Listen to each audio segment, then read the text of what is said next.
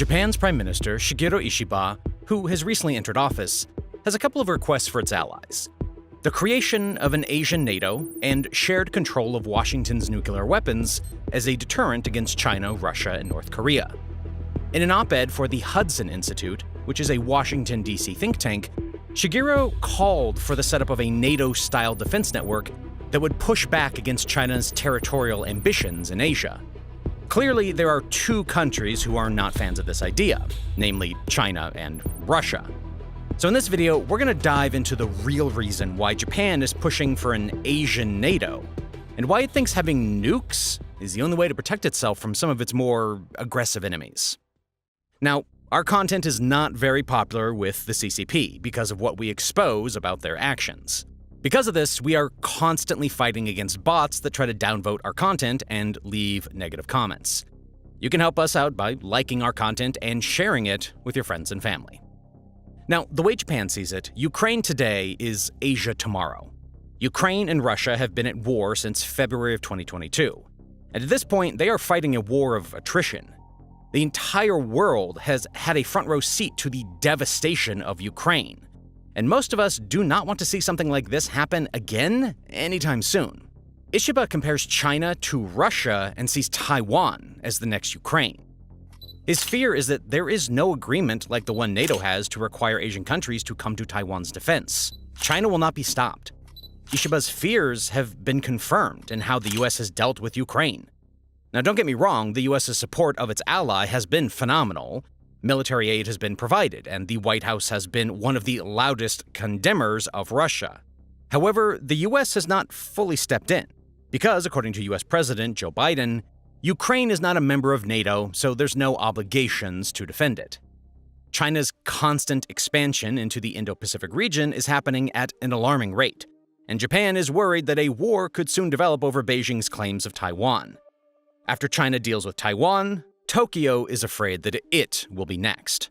Talking about existing security alliances, Ishiba wrote in his op-ed, if these alliances are upgraded, a hub-and-spoke system with the Japan-US alliance at its core will be established.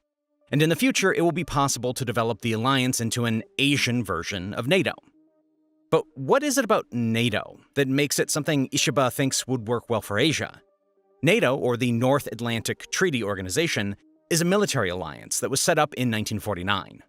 At the center of NATO's mission is the principle of collective defense, which states that an armed attack against one or more members constitute an attack against all of NATO. Article 5 of the agreement triggers collective defense and creates an obligation on the member states to step in if a third party invades a NATO member state. The key principles of collective defenses are collective scrutiny, mutual defense, and solidarity. Such an alliance works really well against aggressors because it creates a deterrence that discourages them from attacking a NATO member state. Historically, Article 5 has only been triggered in response to the September 11th attacks in the United States. The solidarity shown during this was impressive, and everybody stepped in to support operations in Afghanistan. Since then, Article 5 has not been used yet, and this shows us that September 11th sent the message out loud and clear to aggressors. Japan's vision for this alliance would include Asian countries that are willing to come together against China's expansion in the area. If such an alliance were to be set up, it would work as a deterrent for China, as Beijing would have to think about whether it could sustain a war of collective defense. Let's talk about the nations that would most likely be in this alliance, and discuss how effective such an alliance would be. The Asian version of NATO would have to include all of China's enemies, as they would all share the same fears about China's aggression in the region. Top of the list would definitely have to be Taiwan, considering the fact that it is currently experiencing increased Chinese presence around the island. After a civil war in China, the KMT party left the mainland and set up a government on the island. Since then, China has vowed to reunite it with the rest of the PRC, despite Taiwan declaring its sovereignty. Taiwan would also make a lot of strategic sense, as it would be the buffer zone between China and the other members of the Asian NATO. Its proximity to China creates the perfect opportunity for it to be the grounds for monitoring or deploying in the case of a war. The strong ties that Taiwan has with the US will also greatly benefit the alliance. The US has been investing a lot in the Taiwanese military, and there has been a lot of Washington military presence on the island. Another good contributor would be the Philippines. both Japan and the Philippines share similar concerns around China's aggression. And the Philippines has been at loggerheads with China for a while over the South China Sea. The Philippines also has a lot of influence in the Indo-Pacific region, meaning that it will bring its military prowess and experience to the table. The next potential partner would have to be India. India has already had enough of China in Bhutan, and an alliance like this would provide it a much-needed protection in case China tries to retaliate. India also has a lot to offer as a country. It has one of the fastest-growing economies in the world, and it holds major trade power in the East Asia region. According to Statistica, India has the second largest army and the third largest military budget in the world. Its arsenal also boasts top-of-the-range missiles, and it has a fast-growing naval stock. Geographically, India has a prime positioning in the Indian Ocean, and this means it controls a lot of shipping routes. An added plus is that India and Japan also have a very good relationship. And in 2014, they signed a special strategic and global partnership agreement that aimed to strengthen cooperation in defense and technology. Finally, let's throw South Korea into the mix. Its positioning on the Korean peninsula would be an advantage because it is perfectly placed around North Korea and China. This position would be more important in the case of a war. South Korea is also a player in the Indo-Pacific region, and its influence would greatly benefit the alliance. It has a well-equipped military and advanced technology, which would make it an asset to have in the alliance. These are the 4 countries that we have highlighted here, but there are many other options for an Asian NATO alliance, including Australia, based on the relationship it has with Japan. What a lot of countries in the Indo-Pacific region have in common is their beef with China, and their fear that China's expansion will push into their territories. Understanding that there is a regional need for collective defense is what has made Japan step forward and make this novel suggestion. Unfortunately for Ishiba, the idea was not received as well as he thought it would be. Now, recently we crossed 1 million subscribers. Ever since then, we have been flooded with emails asking us questions and asking for advice about growing a channel on YouTube. And even though we try our best to reply to every single email, sometimes these take up too much time or, they ask the same questions that we've answered before. So that's why we've decided to put all of our YouTube advice into one email bootcamp for completely free. So if you're someone interested in starting your own YouTube channel, you can get our email bootcamp by clicking on the link in the description or scanning the QR code on the screen. Okay, let's get back to the video. What might even be a bigger blow for him is the fact that some of this pushback is coming from his own colleagues. Foreign Minister Takeshi Iwaya described the Asian NATO concept proposed by his boss, Ishiba, as a good idea, but one that should not be considered for now. In a report made by the Japan Times, Iwaya stated that such an alliance is not something that should be considered in the medium to long term. From his end, establishing a working framework for such an alliance would be difficult. The Japanese constitution would also make it impossible for such an arrangement to happen. According to Article 9, Japan is only permitted to use the minimum necessary force to defend its own territory. This is because Japan's military is a self-defense force. After its defeat in World War II, it had been restricted to matters in its own territory. This means that internally, before Japan could even begin to advocate for such an alliance, it would need to work on its constitution and amend this clause. Another rejection of the idea has come from India. On Tuesday, the Indian foreign minister expressed that India did not share the vision for an Asian NATO. Speaking at an event in Washington's Carnegie Endowment for International Peace, he explained that the country had never been a part of such alliances, and they had no intention of entering one anytime soon. India feels that it has enough partnerships as it is already part of the Quad grouping of countries, which we'll discuss later. The US has also been commenting on the proposal and called it premature. These comments were made by Daniel Crittenbrink, the Assistant US Secretary for State for East Asia and the Pacific. It's too early to talk about collective security in that context and more formal institutions. What we're focused on is investing in the region's existing formal architecture and continuing to build this network of formal and informal relationships. From the US's side, it makes more sense for Japan to focus its energy on building its current alliances. The idea of an Asian NATO is ambitious, and currently the US does not believe that Japan can pull one off. The problem that most nations have with the idea of a mutual defense agreement is the obligations they carry. Most Asian countries have a decent relationship with Japan and would welcome military agreements with the country. An Asian NATO carries a higher burden. and they do not want to be expected to defend Japanese interests if called upon. This is disappointing for Ishiba, but although Japan may not be able to get its Asian NATO soon, it has other good military alliances. Currently, Japan is part of the Quadrilateral Security Dialogue, which is an alliance with Australia, India, and the United States. This alliance is not exactly written in stone, and it has been loosely interpreted by the countries in the alliance. For Japan, the importance was highlighting the democracy of all four states, while India was simply concerned with promoting cooperation. Australia has been on the outskirts for the most part, not wanting to seem invested in the alliance. In 2021, the alliance got a lot more serious about responding to China's actions in the region. Before that, it was concerned with humanitarian issues and climate change. In November of 2020, cooperation became active, and all four navies participated in a joint military exercise. From there, the countries began to convene meetings more regularly and to work together. During COVID, the four countries cooperated on issues to do with vaccines and the COVID-19 response. Japan has always had ambitions for the Quad group beyond its humanitarian aim. Former Japanese Prime Minister Shinzo Abe believed that the Quad had the power to ensure a free and open Indo-Pacific. Japan understands the importance of keeping the sea lanes open for trade, and so the US and Japanese militaries have worked closely across the region. The problem for Japan is that the alliance is a loose agreement, and none of the other three nations would be rushing to step in if China turned its ambitions to Japan. It may not be an Asian NATO now, but the US is working to increase military cooperation in the Asian region. According to US Ambassador to Japan, Rahm Emanuel, the Biden administration is also working on a plan to create a special Asia-Pacific network of alliances. This agreement will see the US teaming up with Japan and the Philippines to foster cooperation in the case that a war breaks out with China. This agreement will allow for military exchanges, joint naval drills, and security aid packages. For now, Japan can rely on these types of agreements to provide some sort of protection against China if things escalate.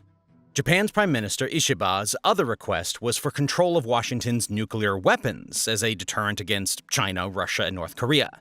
Ishiba's vision for this area is that the Asian version of NATO would either be a part of America's sharing of nuclear weapons, or there would be the introduction of nuclear weapons into the region.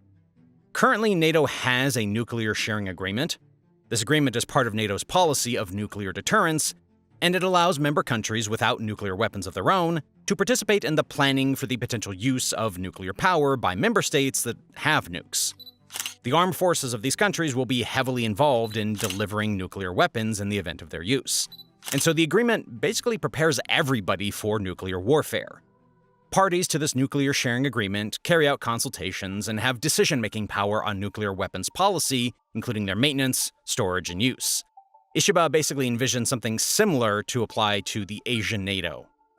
Japan's historical context means that it's limited in its ability to have nuclear weapons. The traumatic impacts of the bombings of Hiroshima and Nagasaki mean that Japan has adopted a pacifist stance when it comes to nuclear warfare. This is understandable, considering the fact that historically, Japan is the only country to have been hit by nukes. Furthermore, post-World War II, the influence of the US and anti-nuclear sentiments internally have deterred Japan. Japan has also never needed to build a nuclear stockpile because of its mutual defense agreement with the US, which means that it is protected by the White House's nukes. What Ishiba is probably looking for from the US is a nuclear body like the one it has with South Korea. The existing Washington Seoul nuclear body is for the preparation of potential nuclear contingencies caused by North Korea.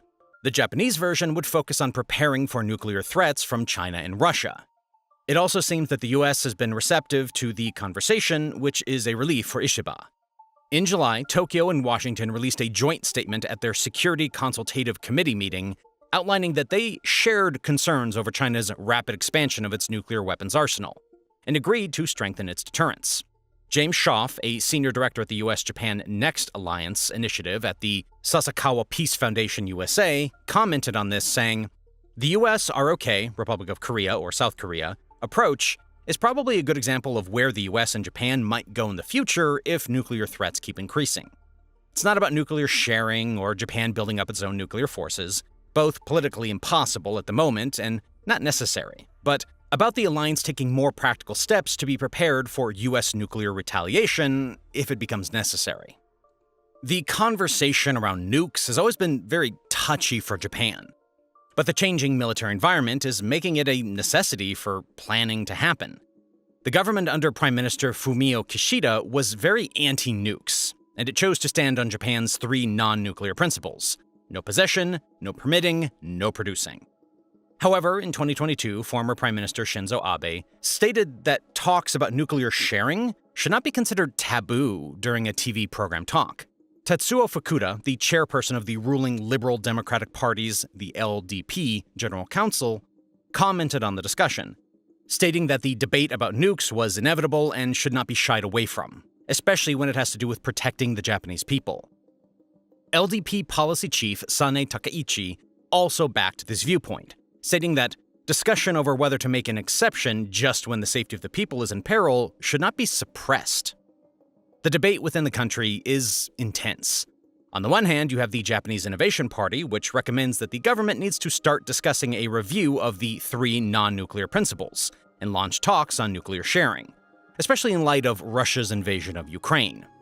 On the other hand, the Constitutional Democratic Party of Japan does not even want to hear the discussion, stating that debates about such things that step out of Japan's defense-only policy should not be entertained all of a sudden.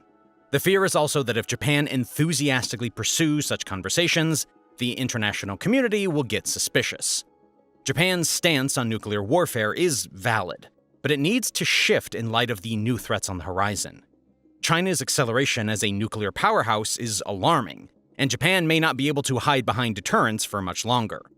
According to the Bulletin of Atomic Scientists, China now has an estimated 500 nuclear warheads, while a 2023 Pentagon report highlights that there have been a significant increase in China's operational nuclear weapons. This Pentagon report estimates an arsenal of over 1,000 warheads by 2030 and 1,500 by 2035. The thing that is scaring everybody about this situation is the sudden switch-up by Beijing. China did not care about nukes for a while, and it was not even a part of the global nuclear arms race, which began with the US and the Soviet Union. China's main priority was economic growth, and it only had a limited nuclear arsenal for defense purposes. Then, one day, everybody blinked, and China was rivaling countries like Russia and North Korea in relation to nuclear power. While China maintains that it is a part of team deterrence, the US has been keeping a close eye on it. There have been increased military, diplomatic, and economic pressures on Taiwan, Japan, and the Philippines, indicating that China is pushing for expansion. China's bold expansion plans are here because it claims it needs to push back against the US efforts to contain its rise. However, the increase in naval ship patrols, warplane movement, and military exercises shows that China is preparing for something bigger. As if China with nukes was not a big enough threat, there have been talks of Russia helping China expand its nuclear weapons program. Last month, US official Vipin Narang made the bold assertion that Russia, which has a contract to supply the highly enriched uranium, HEU, for Chinese reactors, is actually fueling China's nuclear weapons program. China has been working on switching to nuclear energy, stating that it is a cleaner source of power. Russia and China have an agreement in which Moscow provides China with uranium for its nuclear technology, but both nations state that it is very innocent. This agreement also includes a clause that states that China is not meant to use it for military purposes. The speculation is that China is secretly using the supply for nuclear weapons program, which is not too far-fetched an idea considering the nature of the two powers. On top of the growing threat from China, Japan also needs to think about the suspicious cooperation between Russia and North Korea as nuclear powerhouses. There have been rising concerns that Moscow is sharing nuclear expertise with North Korea in exchange for artillery and missiles. Despite these speculations, there have been no proof of these claims yet. Even if it turns out that these claims are false, individually, the two nations pose enough of a threat for Japan to think about reopening the nuclear debate. Putin's rhetoric in the past couple of months has placed a lot of the West on high alert. In the ongoing Russia-Ukraine war, Russia has made it clear that it would be using its nuclear weapons if the US or NATO directly intervened on Ukraine's behalf. Russia already has an impressive nuclear arsenal, which is complete with the nuclear triad, but it is still at work modernizing it and adding to what it has. Russia has been in this nuclear race for a very long time, and began acquiring nuclear weapons in 1949, when it developed a triad of strategic bombers, intercontinental ballistic missiles, or ICBMs, and nuclear-powered ballistic missile submarines. Because Russia has had more time to develop its arsenal, it is now focusing on early warning infrastructure and modernizing its stock, while many other countries are still focusing on building an arsenal. About 13.5% to 16% of its defense spending goes to its nuclear weapons program, and more money has been reportedly poured into nuclear spending to develop new warheads. A stock take of Russia's nukes estimates that Russia has 4,489 deployed and non-deployed nuclear warheads assigned to strategic and non-strategic delivery vehicles. Of this number, about 2,000 warheads are intended for nuclear security, non-proliferation, and weapons. U.S. intelligence believes that as Russia gets more desperate, it will likely turn to nuclear weapons in the future. Currently, its army is devastated and its economy is fighting to keep up with the rising military expenditure. Russia has not been hiding its intentions, and its government has stated, "The Russian Federation reserves the right to use nuclear weapons in response to the use of nuclear and other types of weapons of mass destruction against it or its allies, as well as in the event of aggression against the Russian Federation, with the use of conventional weapons when the very existence of the state is in jeopardy." North Korea has also been on the radar, especially now during Kim Jong-un's reign. Under his leadership, North Korea has conducted 6 nuclear tests and hundreds of tests of short, medium, and long-range missiles. In April of 2023, North Korea tested a Hwasong-18 intercontinental ballistic missile with a solid fuel propellant for the first time. It has been silent about a lot of its nuclear program, but this test showed that North Korea had been working on a critical upgrade that would make the missiles easier and safe to operate. This move put North Korea on everybody's danger radar. Currently, North Korea has been focusing on the development of its ICBMs, making it a direct threat to Japan and the USA.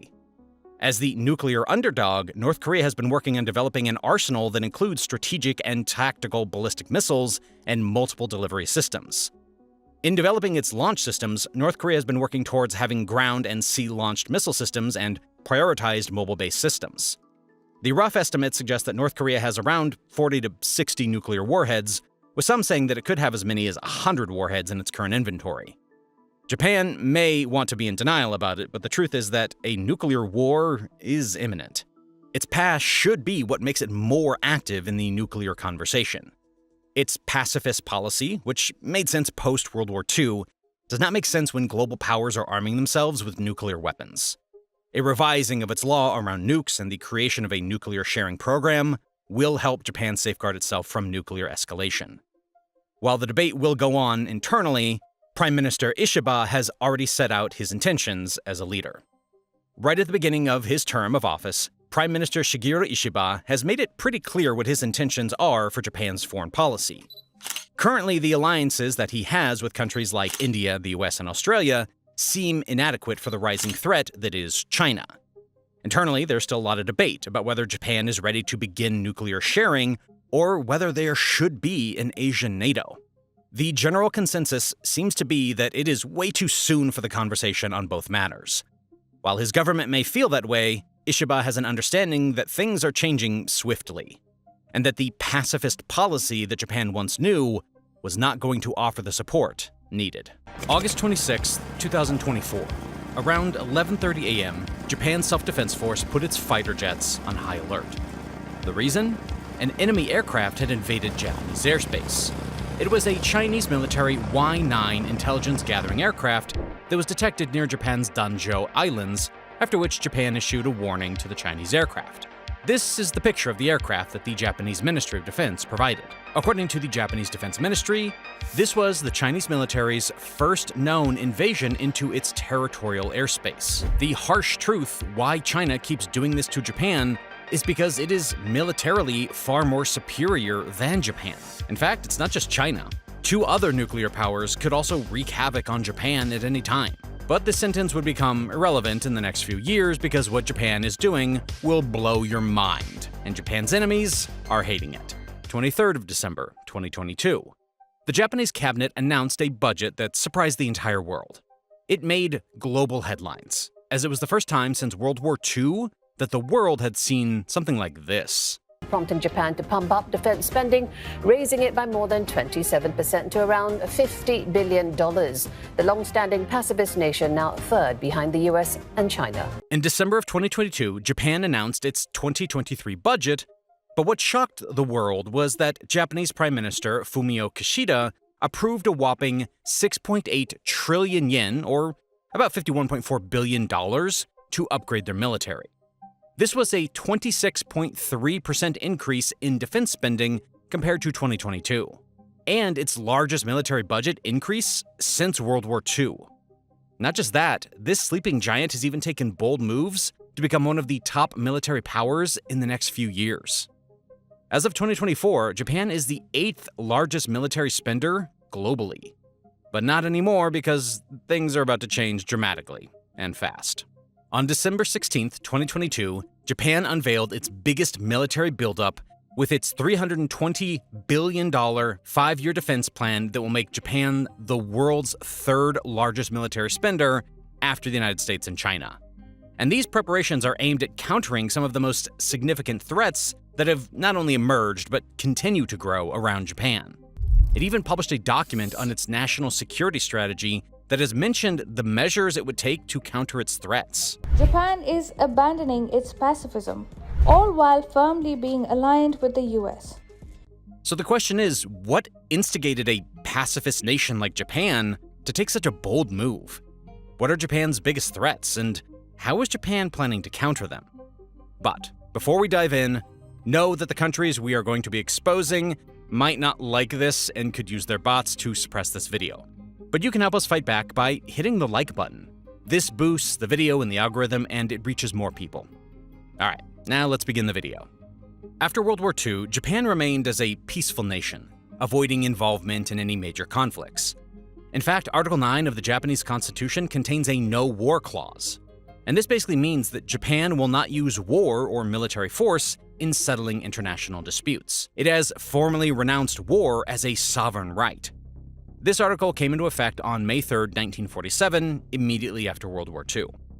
This can even be seen in their military budgets announced over the years. According to data, Japan spent more than 1% of their GDP decades back in 1960. After 1960, this number was less than 1% of their GDP, but things started changing, and this number finally exceeded 1% in the 2020 budget.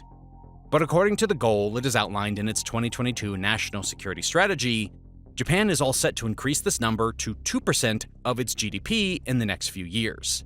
In fact, Japan is even walking the talk. In 2023, Japan spent 1.2% of their GDP on defense. This number increased to 1.6% in 2024, which was 55.9 billion USD. It is expected to rise by 0.2% year on year over the next 5 years till it reaches the 2% mark. So the question is, what suddenly instigated Japan to make such ambitious defense plans? The simple answer to this is that Japan didn't suddenly wake up and realize that it has to strengthen its military. It started realizing this after numerous events that took place over a period of multiple years. So this move was inevitable, and it finally happened in 2022. And these threats are some of the most dangerous a nation can face, to the point where they could even undermine the country's sovereignty, something like a ballistic missile flying over your country or enemy missiles landing in nearby ocean waters. Seems scary, right? We'll soon discuss these incidents in detail, but this is what Japan has been facing. Japan has been dealing with serious threats from 3 nearby countries. These countries are China, Russia, and North Korea. And a defense document released by the United States in October of 2022 described China as a pacing challenge, Russia as an acute threat, and North Korea as a persistent threat. Although this assessment was made in the context of the United States, it is almost equally relevant in the case of Japan. To break it down into simpler terms, China is viewed as a pacing challenge. This means that China is a major competitor that is rapidly expanding its power and influence on the world stage. Russia is seen as an acute threat, meaning it poses a direct and immediate danger to the security and interest of its adversaries, and North Korea is viewed as a persistent threat, which simply means that North Korea is a long-standing and ongoing threat due to its nuclear weapons program and ballistic missile development. These may sound simple, but they might become existential threats to Japan. And I mean it. Starting with our dear friend China, which reports an average defense budget of over $200 billion, it might actually be 3 times that amount. Because according to a US think tank, China spent $710.6 billion USD on its military budget in 2024, compared to the $229 billion it officially reported. China, which possesses 410 nuclear warheads as of 2023, could more than triple this number to 1,500 by 2035. Although these nukes are a huge threat to Japan, what has become a headache for Japan are actually the notorious Chinese incursions to intimidate Japan and insert its growing military power in the region. For example, military analysts suggest that the latest example of airspace invasion we saw in the beginning might be China's way of challenging Japan's borders. China claims control over a large area of the continental shelf, not just in the South China Sea, but also on the East China Sea. And this incursion into Danzhou Island's airspace also occurred in the East China Sea as well. We will discuss all these issues shortly, but the latest case of airspace invasion we saw wasn't the only case. Over the past 20 years, Japan has faced more and more foreign aircraft intrusions. Last year, Japan's self-defense force sent fighter jets 669 times to intercept foreign planes, which is more than triple the number from 20 years ago. Surprisingly, out of these 669 cases, 479 cases, which is a whopping 71.6% of the cases, were in response to Chinese aircraft sightings, as reported by Japan's Ministry of Defense. On top of that, Japan has been intensifying its activities across the entire region surrounding Japan, including the East China Sea, particularly around the Senkaku Islands, the Sea of Japan, and the Western Pacific Ocean, including areas near the Izu and Ogasawara Islands. In fact, the largest ever military exercise China conducted in the Taiwan Strait on the 4th of August 2022 was one of the most controversial military exercises. This is because 5 ballistic missiles out of the 9 ballistic missiles fired by China during this exercise landed within Japan's exclusive economic zone. This was perceived as a threat to local residents. This might initially look like a coincidence since the Taiwan Strait is very close to the Japanese waters, but it was actually a very strong message to Japan. And China actually had a very strong reason to send this message. In fact, the entire military exercise, not just this event, was meant to convey a powerful message to the world. Surprisingly, the reason behind this exercise, and even most of the enmity between Japan and China, is actually Taiwan. Yeah, you heard that right. Taiwan is one of the major reasons behind Japan's and China's conflict. Now you may ask, how has Taiwan become a reason behind their conflict? Actually, this is the reason. Now to the escalating tensions between the U.S. and China, with House Speaker Nancy Pelosi meeting with Taiwan's president overnight. China accusing the U.S. of playing with fire. On August 2nd of 2022, U.S. House Speaker Nancy Pelosi visited Taiwan in a significant show of support for the island nation. This was so significant because she was the highest-level U.S. official to visit Taiwan in 25 years. But China was so enraged just by the idea of the US official's visit to Taiwan that even before she visited Taiwan, China literally said that its military will never sit idly by if she visits Taiwan. Chinese Foreign Ministry spokesperson Zhao Lijian even threatened serious repercussions. He said, and I quote, "There will be serious consequences if she insists on making the visit." But even after these threats, Nancy Pelosi made the visit. But what China did later was one of the biggest military exercises. Just 2 days after her visit, China conducted its largest ever military exercise in the Taiwan Strait. And this was the same military exercise where the missiles landed in Japan's exclusive economic zone. This exercise also began just hours after China canceled a planned meeting between its foreign minister and Japan's, due to its anger over a G7 statement urging China to resolve Taiwan tensions peacefully. Now you might ask, if this is mostly China's, the US's, and Taiwan's issue, then where is Japan in this picture? And how could the Taiwan issue become a major challenge for Japan? The answer lies in the location of Japanese islands. If we see the map of Japan, we generally know just the mainland of Japan. But in reality, it has multiple islands that are very close to Taiwan and China. In fact, some of these islands are so close to Taiwan that the Yonaguni Island is just 110 kilometers, or about 68 miles away from Taiwan. And this makes it the nearest Japanese island to Taiwan. Although this island is not militarized yet, Japan is planning on building a military base on Yonaguni and extend the airport and port, considering the potential threat from China in case it attacks Taiwan. But the main island that poses a real threat to China is not the Yonaguni Island, but the Okinawa Island. This is because Okinawa alone hosts 32 US military bases, which includes 30,000 active troops from the USA. In fact, Okinawa makes up just 1% of Japanese landmass, but hosts 70% of all US military bases in the country. But the thing that intimidates China the most is the fact that this island is just 509 kilometers, or about 316 miles, from mainland Taiwan. So in case of a conflict between the US and China on the Taiwan issue, these islands are bound to get dragged into the conflict, and even the civilians would suffer. Now, Japan, being one of the NATO partners in the Indo-Pacific region, would definitely back the US in case of a conflict. So China would definitely try to prevent a US counterattack from its Japanese bases. So Japan, especially the Japanese islands, could be dragged into this Taiwan conflict. So to prevent any Chinese aggression on Japan territories, Japan has to upgrade its military capabilities. But there's another lethal threat that China poses to Japan in case of a conflict. If China attacks Taiwan and threatens nearby Japanese islands, they're worried that this will disrupt the supply of advanced semiconductors and block sea lanes that supply oil to Japan. This is because almost 95% of the oil imported by Japan comes from the Middle East. On top of that, Japan is the world's largest importer of liquefied natural gas. Another reason a conflict could be disaster for Japan is that either it would put their key maritime shipping lane into the line of fire, or China would block them. In fact, it's not just about energy. Japan is highly dependent on the import of natural resources as well. For example, Japan is the largest net buyer of food products in the world. Additionally, China's growing ambitions in the South China Sea and the entire region surrounding Japan, including in the East China Sea, is also a threat to Japan. So it becomes extremely important for Japan to protect its trading routes, and for this, it would undoubtedly need a strong military. The Taiwan issue isn't the only reason behind the bitterness between Japan and China. There's something that goes decades back in the past during World War II. Today, Japan is much smaller compared to the peak Japan of a few decades ago.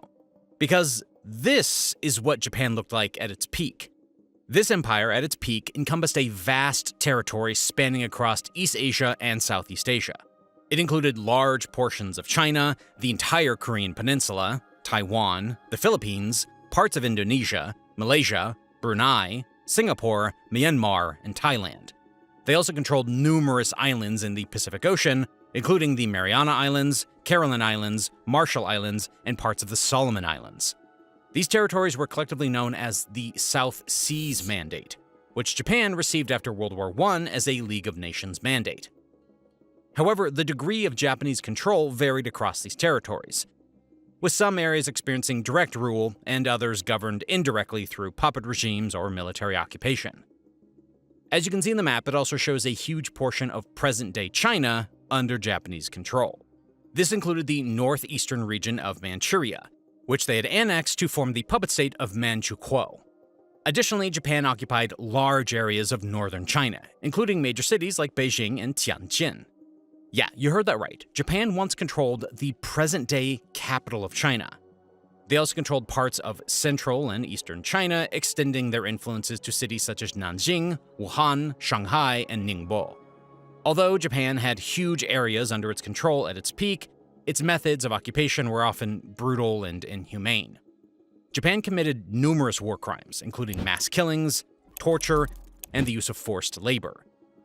They forced hundreds of thousands of women into sexual slavery. On top of that, a notorious Japanese biological warfare unit known as Unit 731 conducted extremely horrific experiments on prisoners of war and civilians. This unit was part of the Japanese Imperial Army, and their experiments were carried out primarily at a specific research facility unit located in Harbin, China. One such region where the Japanese committed horrific war crimes was the city of Nanjing. On December 13, 1937, during World War II, the Japanese troops attacked China and captured the city of Nanjing, after which more than 300,000 victims were brutally killed by the Japanese troops. In fact, the Nanjing massacre was one of the 3 large-scale massacres of World War II. Even after decades, China has deep scars from this incident, and this can be proven by the fact that China declared December 13th as a national memorial day for the victims of the Nanjing massacre. In fact, this is such a critical issue that Global Times, the mouthpiece of the CCP, published an article with this headline, which says that China-Japan ties are under reconsideration on National Memorial Day. Additionally, even Chinese schools and universities teach about the atrocities committed by Japan during the war. So this is a very sensitive topic for the Chinese, and another reason for the hate against the Japanese. The third reason is an ongoing conflict for the disputed islands called Senkaku in Japanese and Diaoyu in Mandarin. These islands are currently a part of Japan, but China claims it as their territory. And China is in no mood to back off from these claims. This can be proven by the fact that Chinese government ships keep entering Japanese territorial water near the disputed islands. In fact, according to a Japanese broadcaster, NHK, China has made 23 incursions in 2023 alone. Analysts say that China's ongoing military aggression in the region, including joint patrols with Russia around Japan, justifies Tokyo's efforts to strengthen its defense capabilities. And you heard that right. Japan is also dealing with the second largest military power, Russia, and even they have had some bitter ongoing disputes for decades. Japan's Prime Minister has lashed out at Russia's president, saying that Dmitry Medvedev's visit to a disputed island chain is deeply regrettable. It's the first visit by a Russian leader to the region, which has been a source of tension for the two nations for 65 years. At the end of World War II, Russia captured 4 islands of the Kuril island chain from Japan. And these were Kunashiri, Etorofu, Shikotan, and the Habomai Islands. On the other hand, Japan claims these islands as its northern territories. Multiple attempts were made to resolve this issue, but the Kuril Islands have remained a disputed territory since no formal peace treaty has been signed by both Japan and Russia since the Second World War. Both these countries have discussed this issue for decades to reach an agreement, but to no avail. But at one point, some level of success was achieved through discussions between the top leaders of both countries. For example, the conflict eased in 2016, when the two countries agreed on joint economic activities, including tourism projects on the islands and visa-free visits for Japanese citizens. Just 2 years later, former Japanese Prime Minister Shinzo Abe proposed splitting the islands and returning 2 of them to Japan. But Putin obviously rejected this proposal. But even at this point, the situation didn't worsen as it is now. It worsened because of the event that became the talk of the town, the Russia-Ukraine conflict. This is because when this conflict began in February of 2022, Japan imposed sanctions on Russia, which ended their economic cooperation around the islands. In response to these sanctions, Russia stopped peace treaty talks over the Kurils, ended an agreement that protected Japanese fishing vessels from being seized around the islands, and held a military exercise on the islands to practice defending against an invasion. These tensions reached a new level on September 3rd, when Russia revoked an agreement that allowed former Japanese residents of the islands visa-free visits. At the same time, the Vostok 2022 naval exercise, which included joint operations with China, took place on the islands. Now, the reason that makes these islands an even bigger threat for Japan is that Russia has militarized these islands. In fact, Russia has increased its permanent military presence on these islands since at least 2015. Russia has built airstrips, barracks, deployed surface-to-air missile systems, and even deployed an estimated 3,500 troops. In December of 2021, Russia announced the deployment of more Bastion missiles on an island in the middle of the Kuril chain, known as the Matua Island. And this was extremely concerning for Japan, because this island is just 450 miles away from Japan. It might seem that Russia poses a significant threat to Japan, given the fact that it has the second most powerful military in the world, the highest number of nuclear weapons, and advanced military technology that could inflict substantial damage on a country with a comparatively weaker military. But the reality is far different. Russia is already engaged in Ukraine and has spent a lot of money and resources there. So opening another front with Japan is almost next to impossible for Russia for one simple reason. Japan's GDP is 4.2 trillion US dollars, and that of Russia is just $2.021 trillion. So it's difficult for Russia to spend a huge chunk of money on another front. So Japan's economy is almost twice the economy of Russia's. Now, this obviously doesn't mean that Japan should underestimate Russia. Again, not to forget the fact that Russia has very close ties with Japan's biggest threat, China. But the headache for Japan doesn't end here. It has challenges from one more nation run by a person who loves nukes more than anything else, apparently. Yeah, you must have guessed it. It's none other than the dictator of North Korea, Kim Jong-un. This one incident is enough to prove how dangerous the situation is. In October of 2022, North Korea launched a ballistic missile that passed over Japan's Tohoku region. And according to Japan's Chief Cabinet Secretary, Hirokazu Matsuno, this region is home to more than 8 million people. And in case the test had failed and the missile had fallen short, it could have endangered major population areas. These two countries have unresolved issues, such as the abduction of Japanese citizens by North Korea and the status of the Korean peninsula. From about 1977 to 1983, North Korean military and intelligence operatives kidnapped at least 17 Japanese citizens from Japan. These tensions still exist. The shocking fact is that North Korea has repeatedly tested intercontinental ballistic missiles. In fact, from just 2019 to 2023, North Korea has conducted more than 130 missile tests, and most likely it will continue this trend. The more concerning fact is that North Korea has 50 nuclear weapons as of 2024. So the North Korean dictator is not only increasing the numbers, but also improving the range of these weapons. The fact that makes North Korea a more dangerous country is its improving ties with Russia and China. Because just a few months ago, Putin visited North Korea and signed a pact according to which both of them would provide immediate military assistance if either faced armed aggression. And not to forget China's role, since Chinese assistance has proven vital for North Korea and helped them in their nuclear program. So, to tackle all these challenges, Japan has planned to deploy multiple weapons, each with a particular use case. The Japanese Defense Ministry wants to build 2 warships, which will have the radar capacity to intercept North Korean missile launches. To counter China, it plans to acquire 500 long-range US-made Tomahawk cruise missiles, which are capable of striking deep inside of Chinese territory. It also has focused on improving amphibious warfare. This is basically its ability to quickly move its troops from the ocean onto the beach. On top of that, it is also focusing on building a chain of new military bases along these southern islands with the US's support. Japan's plan is simple. By fiscal year of 2027, Japan aims to enhance its defense capabilities so that it can handle invasion on its own and effectively counter such threats, with support from their allies. In about 10 years, it plans to further improve its defenses to detect and defeat invasions even earlier and from a greater distance. Now, it's only a matter of when we will witness Japan becoming a military superpower. China's territorial ambitions know no end, and this time, it has its eye on Japan. Recent suspicious activities that have occurred in the East China Sea show that China's looking to invade Japan. Recently, a Chinese staffer who was working for Japan's broadcasting organization NHK declared that the Senkaku Islands in Okinawa are actually Chinese territory. Then, again in August, a Chinese Y-9 reconnaissance plane was intercepted flying over Japanese territory in the East China Sea, declaring dominance. In this video, we're going to talk about all these incidents that point to an invasion of Japan by China. We'll also look at why China has ambitions in Japan, and how Japan's preparing for a potential war with Beijing.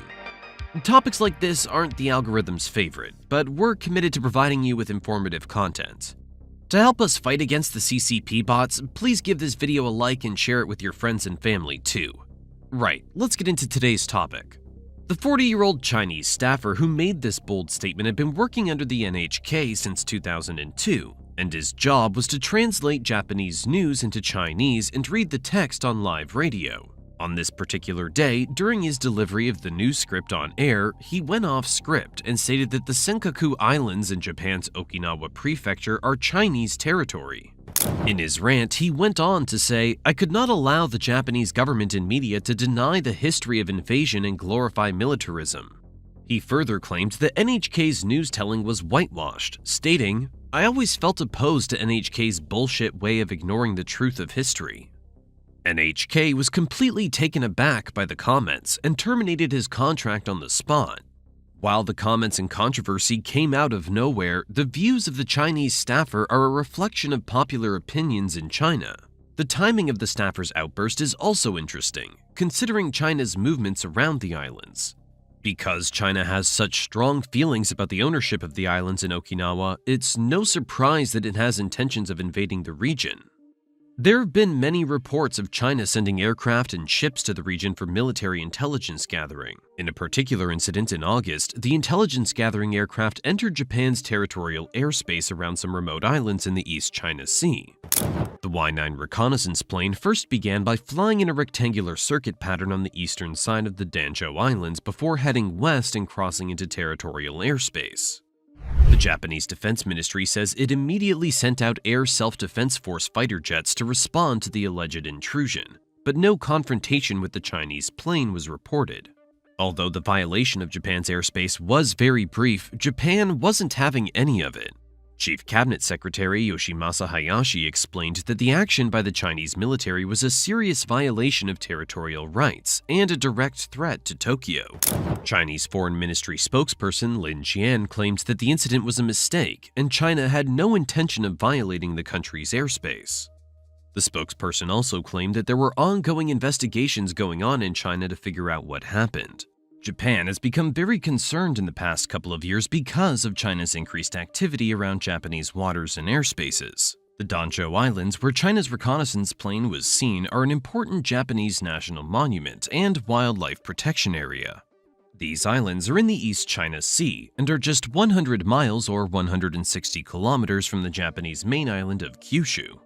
The island's proximity to the mainland makes the actions by China more of a threat than just a mistake. The fight for the Senkaku Islands of Okinawa has been a long and complex one that has left both Japan and China sour. The tension had seemed to simmer down, but in June 2023, Chinese President Xi Jinping publicly spoke on the situation, stating that there were historical ties between Okinawa and China. His statement was passed boldly in an article published by the Chinese Communist Party's main newspaper, The People's Daily. The specific article also emphasized China's territorial claim to the Japanese Senkaku Islands, further fueling the fire. The rehashing of the conversation hints at the possibility that China's working on a plan to take the land that it believes is part of its territory. Before we go into the history between China and the islands, let's talk about its geography. The uninhabited chain of islands are rocky and span over 1,200 miles or 1,900 kilometers to the southwest of Tokyo. These islands happen to be much closer to China, as they're about 205 miles or 330 kilometers from China's east coast. China's been holding on to its grudge about the islands for a very long time. Before Japan annexed Okinawa in 1879, China and Okinawa were closely linked.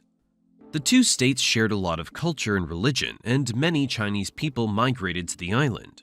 The state did not belong to China then, but China felt that it was part of its territories. After World War II, the US took over the island, and it was placed under its administration. Later on, in 1972, it was given back to Japan and placed under Tokyo's control.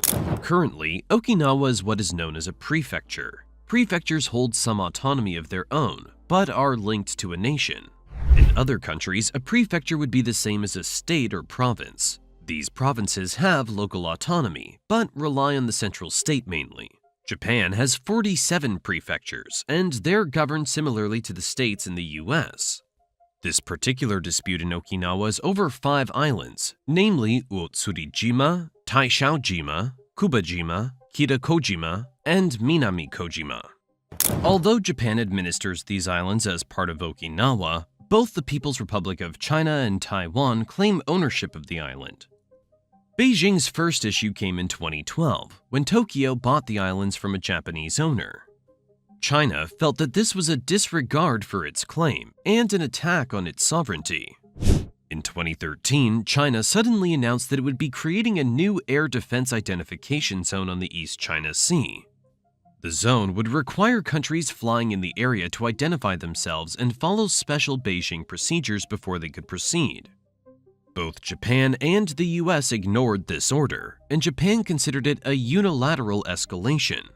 China's obsessive claim of the islands is also connected to the idea that it owns all the territories in the South China Sea. Based on these claims, China has drawn its own boundaries and set its own rules. After seeing people were ignoring its claims, China became more aggressive. In early 2022, the Chinese Coast Guard and naval ships began spending a suspicious amount of time in the waters around the Senkakus. On one occasion, a People's Liberation Army Navy frigate entered the waters in a contiguous zone. This zone is between the islands but not in any nation's territory. This means that no one was breaking any laws by moving in it, but the increase in activity was suspicious. In a menacing way, China's Coast Guard and its other vessels have been sent into the waters to assert China's claim and to look out for movement in the region. According to the Japanese government, China has maintained a presence in the area for 158 days. The dispute over the territories has led to some fights between Chinese and Japanese Coast Guards. According to China, its Coast Guards had to warn Japanese ships that were allegedly intruding into waters around the East China Sea. These fights normally break out because both sides are frequently patrolling the contested waters. In June 2024, China claimed that it had driven away 4 Japanese fishing boats and patrol boats for control reasons. Japan claimed that 2 Chinese Coast Guard ships in the area tried to bully Japanese fishing vessels that were operating in waters around the islands. Japan has even reported that it sighted a Chinese nuclear-powered submarine in the area. Outside of naval movements, Chinese aircraft have also been seen in the area. A propeller plane and a small drone have been seen around the Senkaku Islands. It may seem strange, but the fights for the islands make sense, considering the territory's significance. The area provides rich fishing grounds with prime seafood, including tuna and squid. The islands also lie pretty close to oil and gas reserves and important shipping lanes that are critical for trade with the US, Asia, and Europe.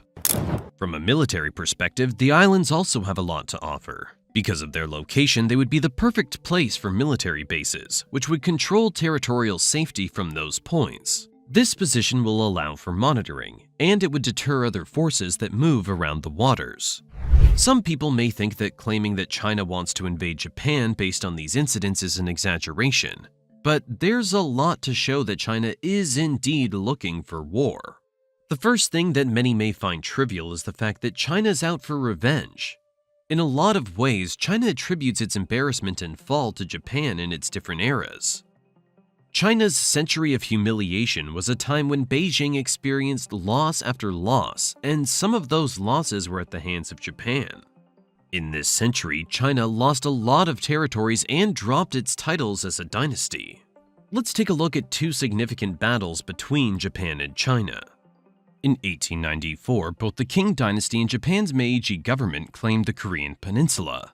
After fighting all the way to 1895, Japan won the fight, and China was forced to give up Taiwan, Dalian, Penghu Islands, and Lushunkou. This loss increased Japan's Indo-Pacific influence and crashed the Qing dynasty completely.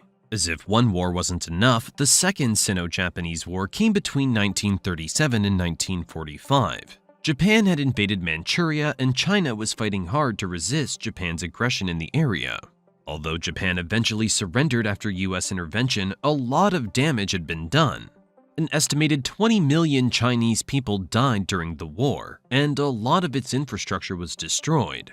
The legacy of war between the two nations makes it clear that it's only a matter of time before there's another war between the two countries. China's other reason for war has to do with Japan meddling in its matters with Taiwan. Japan has a history with Taiwan because China ceded it to Tokyo after the First Sino-Japanese War. After 1945, Taiwan was returned to China, but in 1949, mainland China was split from Taiwan. During the Chinese Civil War in the country, which was fueled by differing ideologies, the tension reached an all-time high. The two parties, the Communist Party of China and the Nationalist Party, could not coexist in the same place. So the CPC stayed on the mainland and established the People's Republic of China, and the KMT went off to Taiwan to set up the Republic of China. Since then, CCP has vowed to reunite the two again under one central government. Unfortunately, there's been opposition in the form of Japan and the US. For the most part, Japan has stayed out of China's drama with Taiwan and considered the issue to be political. However, since 2021, Japan has become more vocal about standing up for Taiwan. This is because China has become increasingly aggressive in the area, and even went as far as sending fighter jets and warships to the island. The further China moved into the area, the bolder Japan got. Japan has even gone as far as stating that if China attacks Taiwan, it will join the US in defending it. According to Japanese Deputy Defense Minister Yasuhide Nakayama, it was important for the world to protect and recognize Taiwan's sovereignty as a democratic country. Tokyo's involvement in the matter is also purposefully looking for a way to limit China's ambitions in the area. What's further infuriating for China is the fact that Japan and Taiwan have begun to work closely economically and militarily. On the south of the Boso Peninsula, near the Chiba Prefecture, the Coast Guard Administration and the Japan Coast Guard jointly conducted a search and rescue drill in the waters. The two sides also practiced ways to share information and collaborate on search and rescue for future events. The show of cooperation is admirable, and the two nations have decided to work together in response to China's increased aggression in the East and South China Seas. Japan has done many things to anger China, but perhaps the most daring of Japan's moves in Taiwan is the sending of its maritime self-defense force vessel through the Taiwan Strait. This is the first time that Japan has sent any naval ships to the area, and knowing how contentious the area is, this makes sense. The fact that Japan has never participated in these monitoring and scare tactics before is the reason why China's highly suspicious of it now. Anytime that ships move around in this area, it places all of the territories around on high alert. Japan sent its destroyer Sazanami and was joined by Australian and New Zealand vessels as they moved through the waterway between China and Taiwan for some joint military exercises. After this incident, China officially launched a complaint with Japan. China's Foreign Affairs Ministry spokesperson Lin Jian commented on the incident, saying, "China is highly vigilant about the political intentions of Japan's actions and has lodged stern representations with Japan." Thinking strategically, if China wants Japan to butt out of its situation with Taiwan, it needs to give Japan something else to focus on. The speculation is that all the movement around the Japanese airspace in the East China Sea is a warning to Japan that if it interferes, China will not hesitate to invade it. China's hoping that if Japan takes the bait, it will divert its attention to arming itself for war with China instead of meddling. What's making things worse for Japan is the fact that it's getting caught up in the US's involvement in the issue as well. In March of 2021, the Japanese and American Secretaries of Defense released a joint statement. While most nations have been radio silent about China's aggression, the leaders of these two countries began the discussion of Taiwan at a summit in April in Washington, D.C. The joint statement read, "We underscore the importance of peace and stability across the Taiwan Strait and encourage the peaceful resolution of cross-strait issues. We share serious concerns regarding the human rights situations in Hong Kong and the Xinjiang Uyghur Autonomous Region. The United States and Japan recognized the importance of candid conversations with China, reiterated their intention to share concerns directly, and acknowledged the need to work with China on areas of common interest." Japanese Prime Minister Yoshihide Suga also went on to release a statement stressing the importance of peace and stability across the Taiwan Strait. China and the United States do not have a good relationship, making it extremely contentious for Japan to be working closely with the White House. The relationship between the two states is already giving China another reason to invade Japan. Outside of their agreement on the Taiwan matter, the United States and Japan have been strengthening their security and military ties. China obviously views the cooperation between the two countries as a threat, and if it wants to affect the balance, it needs to attack one of the two.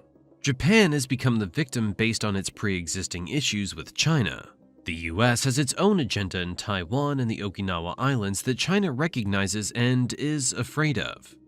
The White House's reasoning in assisting Taiwan is largely ideological. Keeping Taiwan independent and free has a lot to do with balancing peace and stability on a global level, and ensuring that no country has more influence than it has to. On a more ambitious level, this is also about making sure China doesn't dominate most of Asia and control a large part of the global economy. China's already shown that it's power-hungry, meaning the more territories it takes, the closer it gets to affecting the US's sovereignty. On a relationship level, Taiwan and the US have a good relationship which the US is hoping to preserve. On the economic front, Taiwan is an important U.S. trading partner, so protecting its autonomy also has a lot to do with protecting the White House's economic interests. Seeing the multitude of issues that exist between China and Japan, it's infinitely clear why China would want to invade it. Japan understands the situation it's in because it has evidently been preparing for war. In response to the increased aggression from China, Japan is moving to adopt a more aggressive policy in defending itself. Since 2022, Japan has released a lot of policy documents that outline an intention to increase military spending and to develop stronger counterstrike mechanisms. After its embarrassing defeat in World War II, Japan retreated and chose to maintain a military policy that was simply focused on its own self-defense. Not wanting to attract too much attention to itself or to be portrayed as an aggressor, Japan's military policy was focused on building its defenses and monitoring military trends in the world. The problem with this is that while Japan was focused on that, other nations in the Indo-Pacific like China were gearing up to be the aggressors. This means that Japan has a lot of catching up to do if it wants to be in a place where it reaches parity with its competition. In its new policy document, Japan discusses how China's exponential growth as an economic and military powerhouse could mean that it will not be afraid to flex its muscle.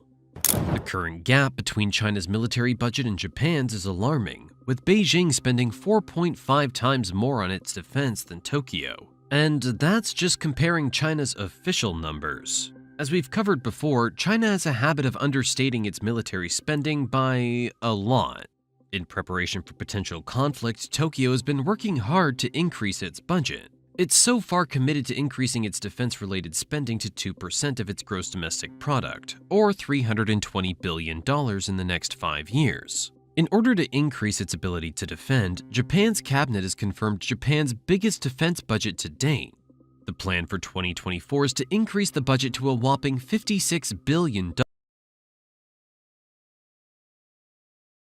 Under Prime Minister Fumio Kishida's government that aims to prepare Tokyo for war with China. Under this plan, Japan is planning to spend $300 billion till 2027, and its annual spending is expected to hit $68 billion. If Japan meets these numbers, it will become the third biggest military spender after the United States and China. In terms of building an arsenal, through its allyship with the US, Japan is planning on acquiring F-35 combat jets and other American weapons for combat. About $5.15 billion from its defense budget is being earmarked for the purchase of Type 12 cruise missiles and US-made Tomahawks. These long-range missiles have been widely used by the US and its allies, achieving great results. On top of the ones it'll be receiving from the US, Japan is also looking to develop its next range of long-range missiles. To fund this project, it will be spending $562 million for the development of hypersonic guided missiles that have an impressive range of 1,864 miles, or 3,000 kilometers. Japan's fast-track approach has been so successful, Defense Minister Minoru Kihara has announced that the deployment of some of the Tomahawks and Type 12s will be pushed a year earlier than expected, to the end of March 2026. Japan is also looking to strengthen its missile defense system, and this is going to take about $8.78 billion from the budget. For its naval pursuits, Japan will be spending $2.62 billion to construct 2 Aegis-equipped warships for deployment between 2027 and 2028. These warships are special and expensive because they will come equipped with Lockheed Martin's Spy-7 radar that has the capacity to locate the most notorious hard-to-detect missiles. This system will even be able to intercept high-arch trajectory missiles and intercontinental ballistic missiles like the ones produced in North Korea with ease. This is not the end of Japan's expenditure. Japan will also be spending $530 million on the joint development of glide phase interceptors with the United States, and this project will be completed by 2030. On top of that, Japan will be spending about $490 million on some fighter jets that it will be working on with Britain and Italy. This project is part of a joint agreement to develop weapons technology that will be handy for production and sales. Japan has also gone ahead and eased its initial ban on the export of lethal weapons. Under the original regulations, it could not export weapons to countries at war, and all of its arms exports required Japan's approval if the country wished to transfer the equipment to another country. The new regulations allow the export of Japanese arms and munitions, meaning that Japan will be able to export its arms to its allies. While working on its internal affairs, Japan realizes that the game of war requires friends too. Externally, Japan has also begun to improve its relationships with other countries so that it has allies if a potential war breaks out. The relationship between the US and Japan proves the saying that the enemy of your enemy is your friend. In the early 2000s, the military cooperation between the two countries increased, and this graph shows that there are more United States military personnel in Japan than anywhere else in the world. There are approximately 55,000 US military personnel stationed in Japan, and the US has also entrusted its prized military assets, the USS Ronald Reagan Carrier Strike Group and the F-35 Joint Strike Fighter, to Tokyo. Japan also acquires more than 90% of its defense imports from the United States, and the two countries have been working well together in the area of technological advancements. Their agreement on arms production shows that the two nations are swiftly working towards ensuring that they're both prepared for the inevitable. In April, during a Washington summit, US President Joe Biden and Japanese Prime Minister Fumio Kishida released a joint statement explaining that they were bumping up US-Japan strategic cooperation, with everything from a project for the co-development of missiles to manned moon landings. As part of their new agreement, Japan's looking to create a joint command structure by 2025 where its military is brought together with South Korea and the US. This arrangement will create a unified command where all three countries will work together on air, land, and sea. These are not Japan's only allies, and it's looking to foster a relationship with the Philippines as well. In July, the two nations solidified their ties and signed the Reciprocal Access Agreements. This agreement is meant to relax processes around the entry of equipment and troops for combat training between Manila and Tokyo. The cooperation between the two countries adds to Japan's network of allies, considering the fact that the Philippines is also a US ally. The Philippines and China both recognize the need to work together, considering their interests in stopping China in the South China Sea, the Taiwan Strait, and around the Okinawa Islands. The increase in China's aggression over the past couple of years has been a major cause for concern for most of the international community. As it's increased its economic and military influence, it's also doubled in its ambition. Considering the history that the two countries have, Japan has a lot to be afraid of. China's ambitions in the Okinawa Islands come from a deeply entrenched belief that they belong to China originally and have been stolen from it. Furthermore, Japan's interference in other areas like Taiwan is causing trouble for China, and it may be looking for a way to subdue it. Fortunately, Japan is not sitting idly waiting for China to attack. Japan's new policy and the increase in its military defense planning and spending show that it's preparing for a war, and it'll be ready when one comes. In another troubling tale of Putin's lust for war, Russian military documents have been leaked, revealing Moscow's strike plans against Japan and South Korea in the event of war with NATO. The strike plans, designed to decimate the two nations, summarized an attack to destroy about 160 sites that Russia has been spying on and targeting for destruction. These places include legitimate military sites, like airfields, radar installations, and naval installations, but also shockingly include civilian infrastructure such as nuclear power plants, factories, and transport tunnels. But why would Putin target Japan and South Korea specifically? How did these plans leak, and what else do they say? More importantly, how are Japan, South Korea, and the rest of the international community taking this revelation? Keep watching, because in this video, we will answer these questions and more.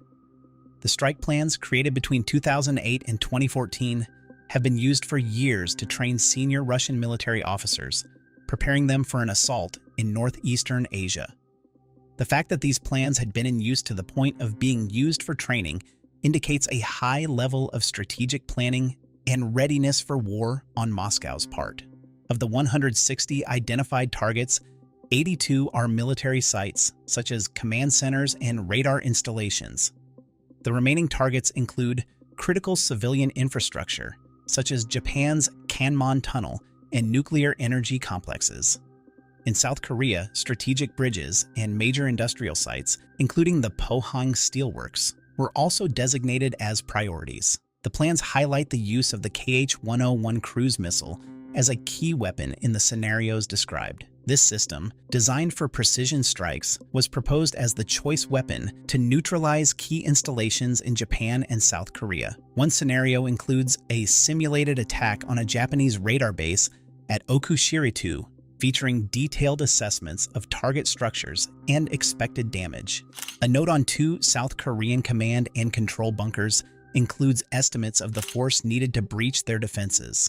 The leaked list also record other details, such as the size and potential production of the facilities. Photographs of the buildings at Okushiritu, a Japanese radar base, taken from inside are also included in the slides, along with precise measurements of the target buildings and facilities. In addition to attack plans, the documents include reports on Russian bomber flights intended to test the air defenses of the region.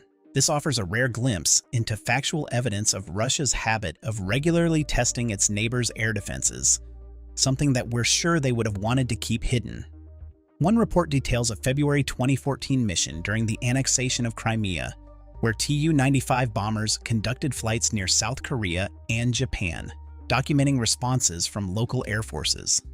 The operation coincided with a joint U.S.-South Korean military exercise, Full Eagle 2014, showing Russia's reaction to broadening alliances between Asia and the West. According to the file, the Russian bombers left the Long-Range Aviation Command base at Ukraine in the Russian Far East for a 17-hour circuit around South Korea and Japan to record responses.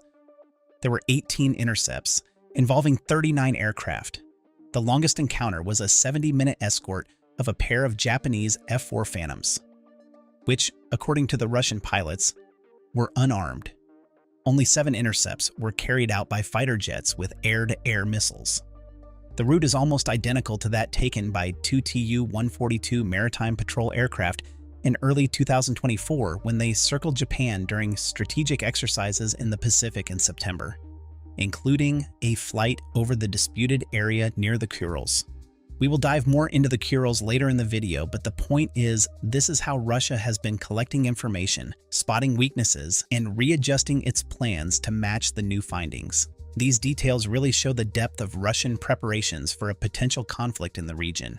As for the source of these, the documents were leaked by whistleblowers who were concerned about the potential implications of these plans. These individuals believed that the public had a right to know about the existence of such plans and the risks they posed. The authenticity of the documents has already been confirmed by multiple sources, including independent experts and investigative journalists, leaving no room for doubt that these are indeed official Russian plans.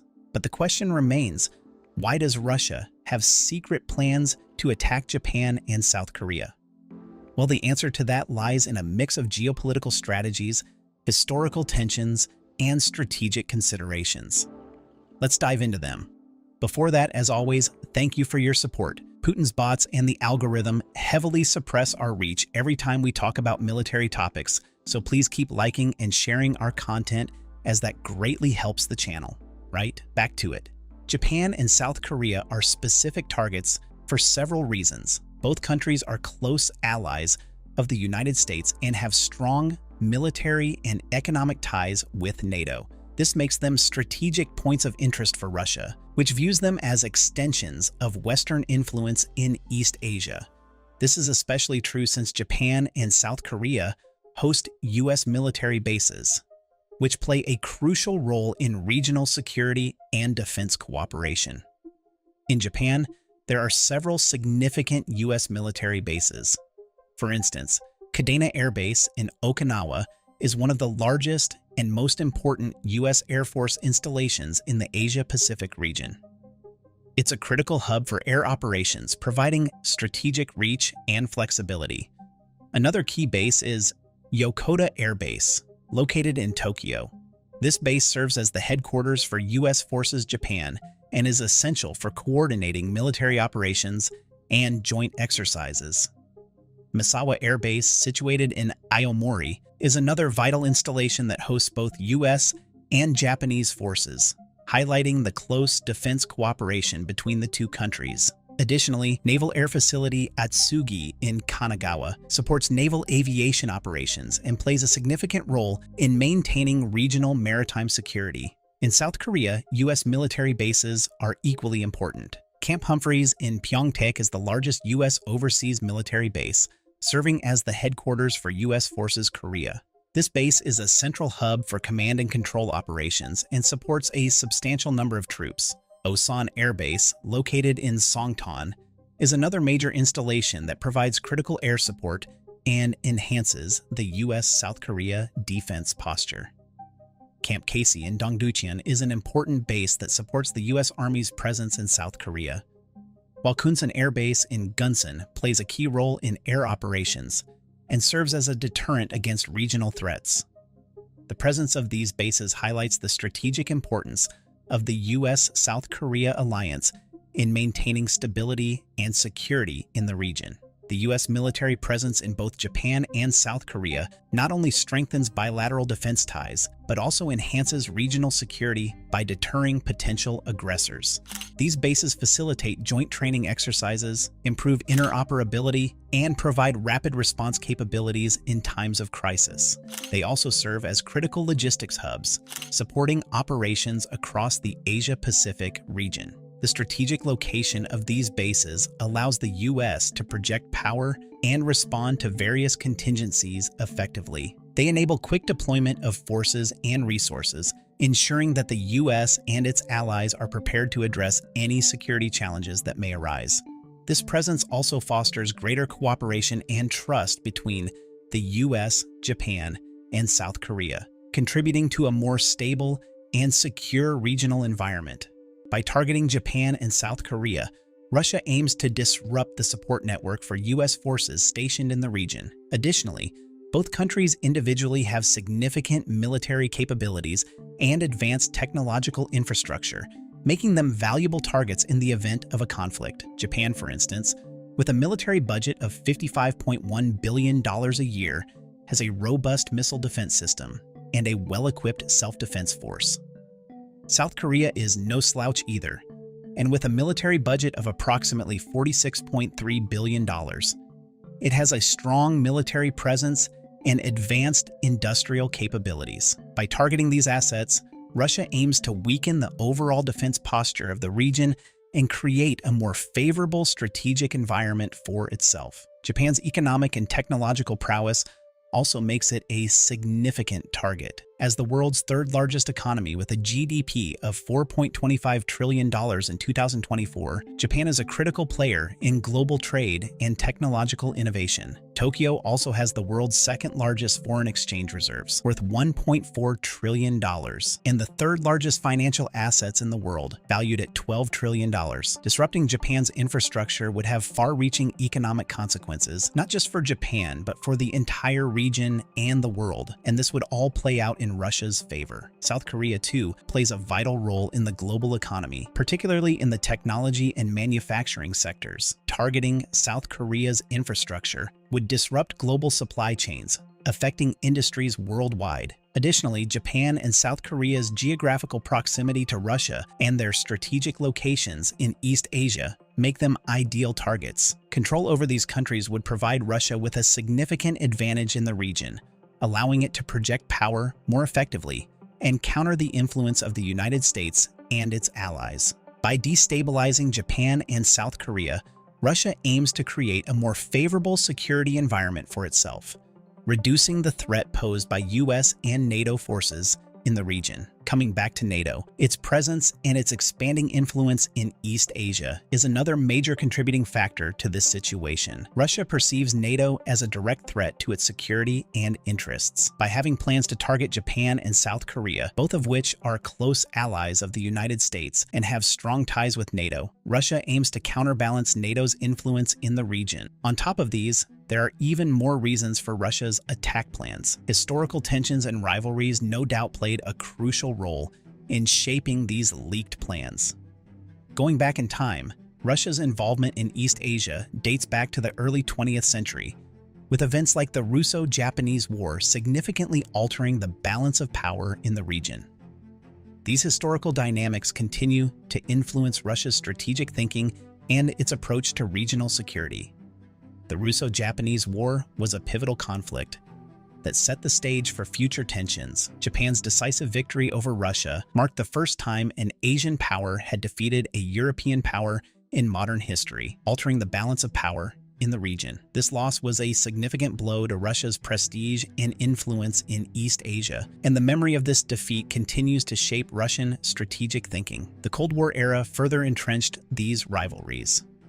The Korean Peninsula, in particular, was divided into North and South Korea, with the North supported by the Soviet Union and China, and the South backed by the United States and its allies. This division led to the Korean War from 1950 to 1953, further entrenching the geopolitical divide in the region. Throughout the Cold War, the Soviet Union maintained a strong military presence in East Asia, including a significant naval presence in the Pacific Ocean. This was part of a broader strategy to counter the influence of the United States and its allies in the region. Russia's alliance with North Korea adds another layer of complexity to the geopolitical landscape.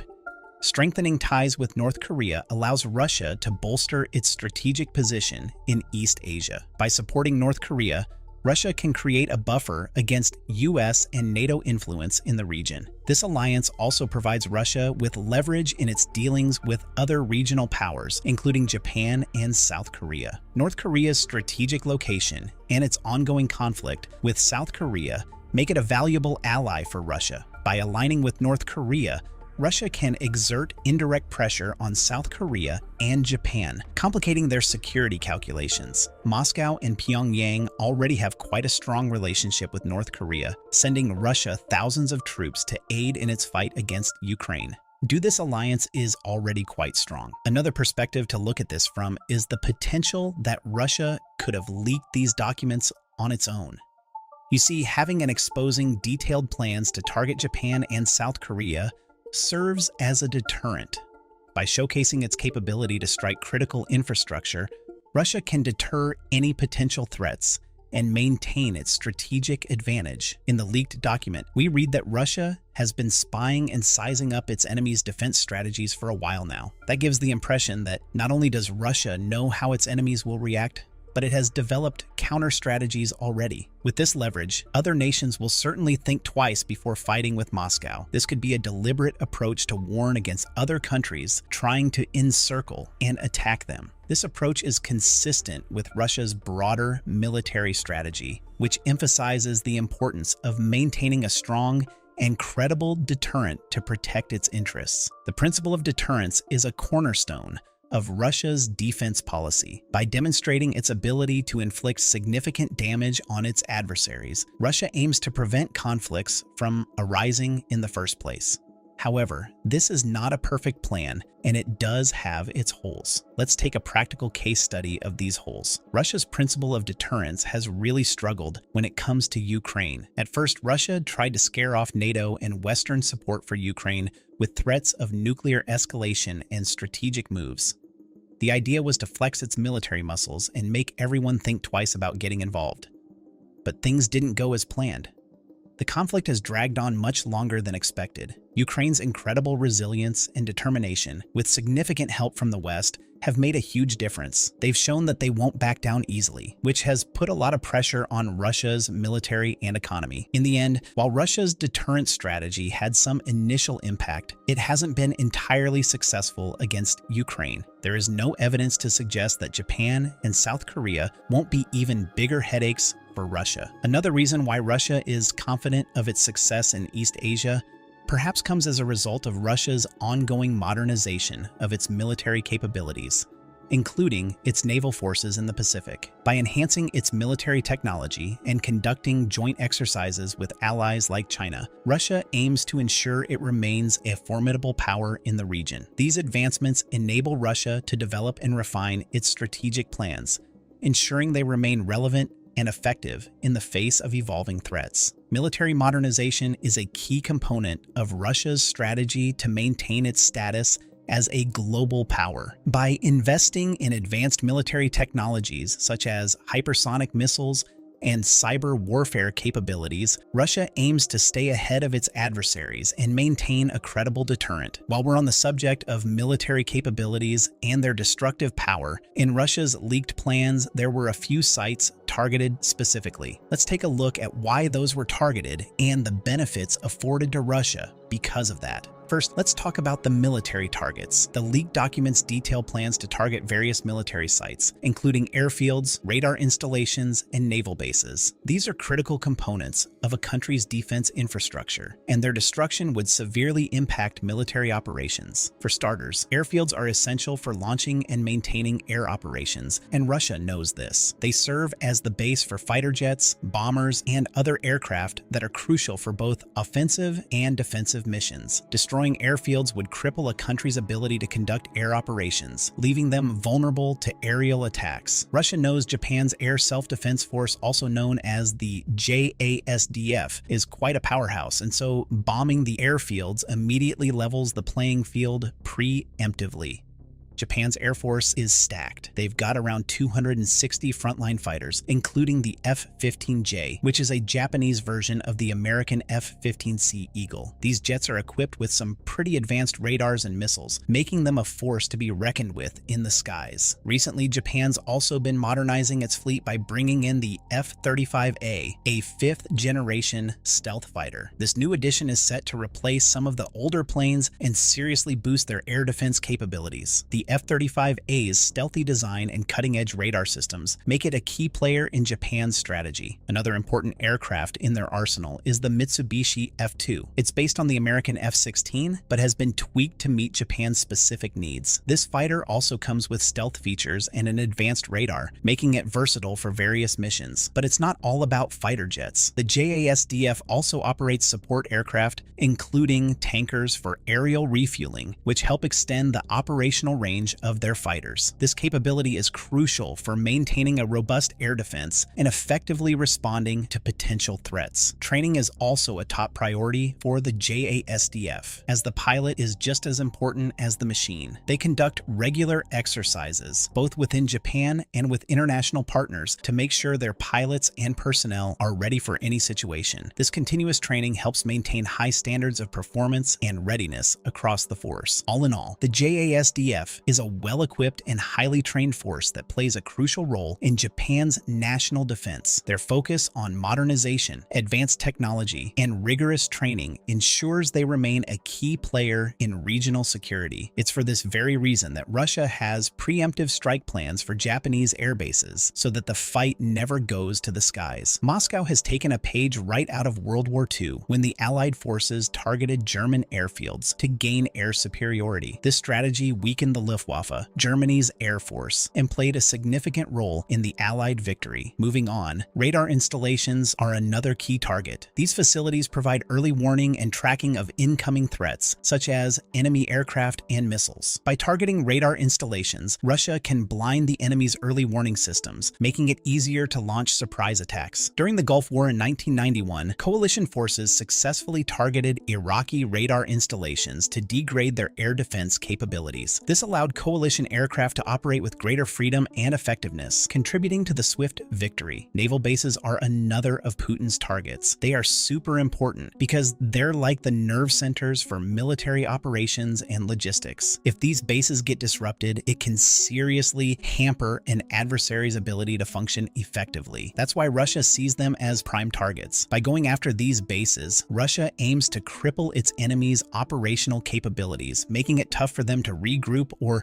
launch counterattacks. Moreover, the advanced military technology and capabilities at these naval bases are a big part of why Russia is so concerned. These bases can support NATO operations or house U.S. military assets, which pose a direct threat to Russia's strategic interests. The idea of these facilities being used against them is a major worry for Russia. By neutralizing these bases, Russia aims to reduce the risk of being encircled or outmaneuvered during a conflict. That said, military installations are not the only sites that Putin has eyes on destroying. He's taking it a step further. In his bloodlust, Putin has also decided to target various civilian targets. The inclusion of civilian infrastructure among the targets is particularly alarming, as these places include nuclear power plants, factories, and transport tunnels. Targeting civilian sites raises serious ethical and legal questions and could be considered war crimes, something that won't bother Putin given that the ICC has already deemed him one. So why these sites? sites. Well, nuclear power plants are critical for providing electricity to millions of people. Attacking these facilities could lead to catastrophic environmental and humanitarian consequences. A nuclear meltdown or radiation leak would have devastating effects on the surrounding population and environment. The Chernobyl disaster in 1986, although not a result of an attack, provides a stark example of the potential consequences of a nuclear incident. The long-term health and environmental impacts of the Chernobyl disaster are still being felt today. Factories are another key civilian target. These facilities are crucial for a country's economy and logistics, producing goods and materials needed for both civilian and military purposes. Destroying factories would disrupt supply chains, leading to shortages and economic crisis, both things which will benefit Putin. During World War II, the Allied forces targeted German factories to disrupt their war production capabilities. The bombing of industrial centers like Hamburg and the Ruhr Valley significantly impacted Germany's ability to sustain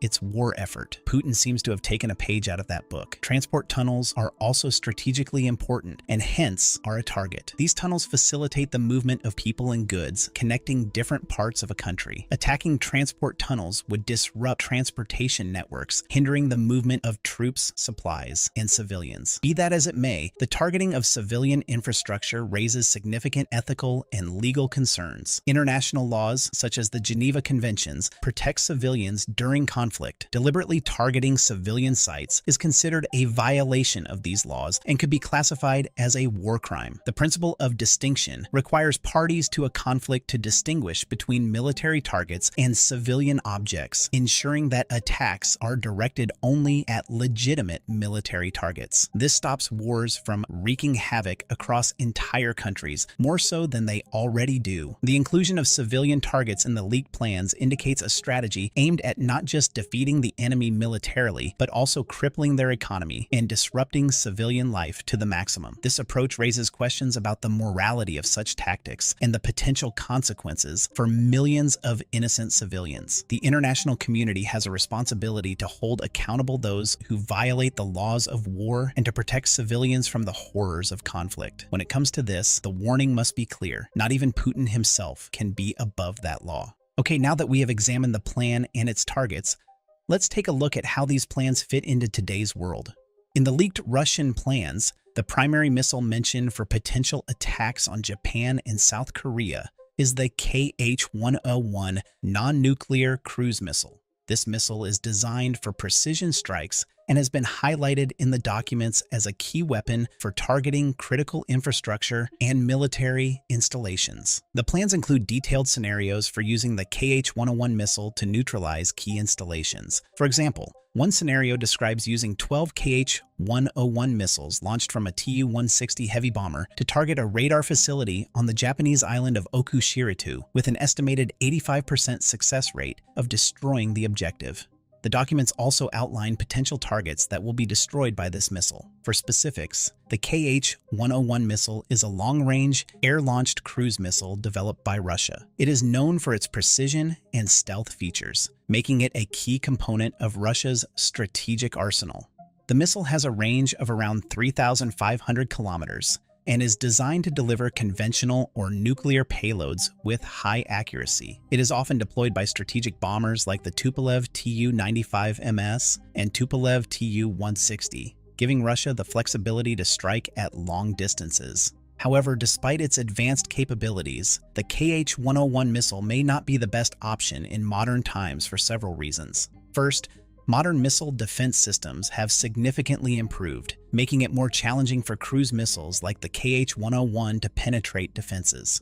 Countries like Japan and South Korea have invested heavily in advanced missile defense systems, such as the Aegis Ballistic Missile Defense System and the Terminal High Altitude Area Defense System. These systems are designed to detect, track, and intercept incoming missiles, reducing the effectiveness of cruise missile attacks. Secondly, the KH-101 missile, while stealthy, is still a subsonic missile, meaning it travels at speeds below the speed of sound. This makes it more vulnerable to interception compared to hypersonic missiles, which travel at speeds greater than Mach 5.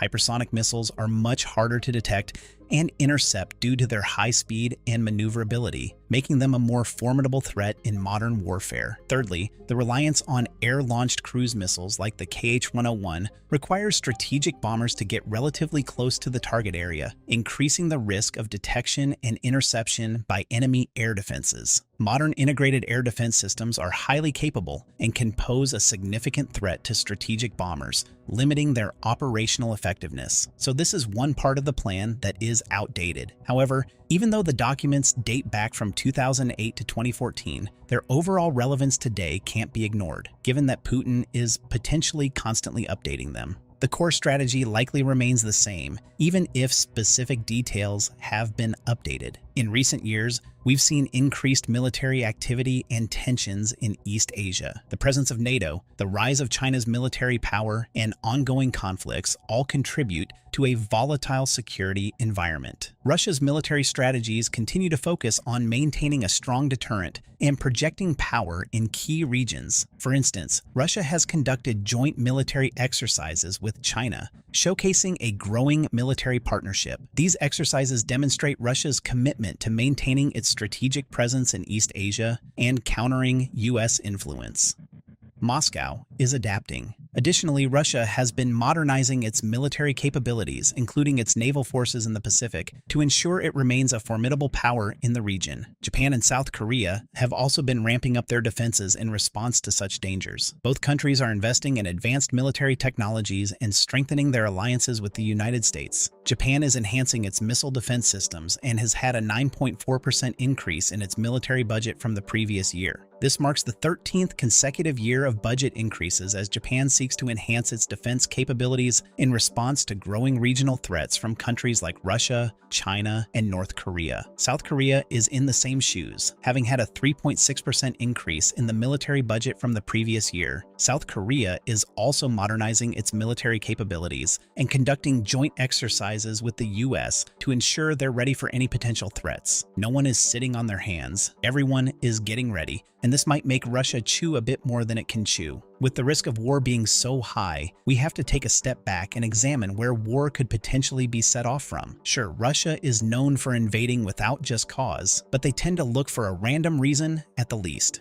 So this time, what could that unjust reason be? Well, in the case of its two targets in East Asia, it likely would center around borders. Starting with Tokyo, Japan, and Russia have a long history of border conflicts, primarily centered around the Kuril Islands and Sakhalin Island. The Kuril Islands dispute goes back to the 19th century. Initially, the Treaty of Shimoda in 1855 divided these islands between the two countries, giving Russia control over the northern Kurils and Japan control over the southern Kurils and the Habome Islands. This changed in 1875 with the Treaty of St. Petersburg, where Japan gained control over the entire Kuril Islands chain in exchange for giving up its claims to Sakhalin Island. During World War II, the Soviet Union declared war on Japan in August 1945, shortly before Japan's surrender. Soviet forces swiftly occupied the southern Kuril Islands, including Iturup, Kunashir, Shikotan, and the Habomai Islands. The San Francisco Peace Treaty of 1951, which officially ended the state of war between Japan and the Allied powers, did not clearly address the sovereignty of these islands,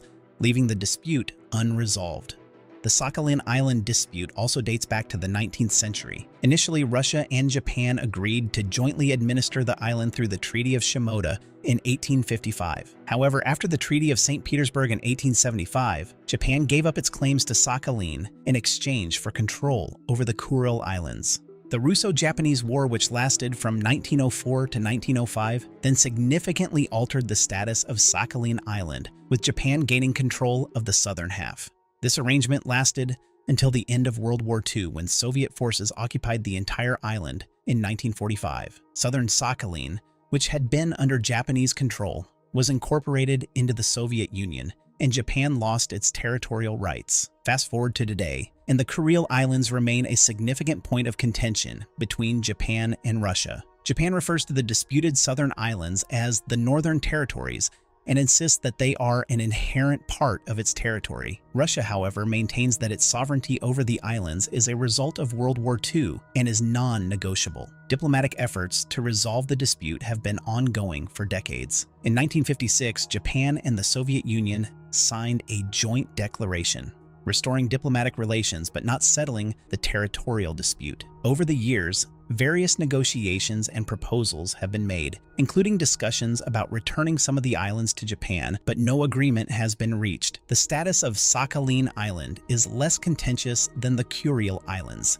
as both countries have accepted the current territorial arrangement. Southern Sakhalin remains under Russian control, and there have been no significant efforts by Japan to regain sovereignty over it. However, historical grievances and the legacy of past conflicts continue to influence Japan-Russia relations. A little unknown fact that could also play a role in this conflict is the fact that Japan and Russia have not signed a formal peace treaty. And the main reason for this is the ongoing territorial dispute over the Kuril Islands, which Japan refers to as its northern territories. The two countries formally ended their state of war with the Soviet-Japanese Joint Declaration of 1956, which restored diplomatic relations but didn't resolve the territorial dispute. This declaration also included a clause where the Soviet Union agreed to hand over the Habamai Group and Shikotan to Japan after a peace treaty was signed.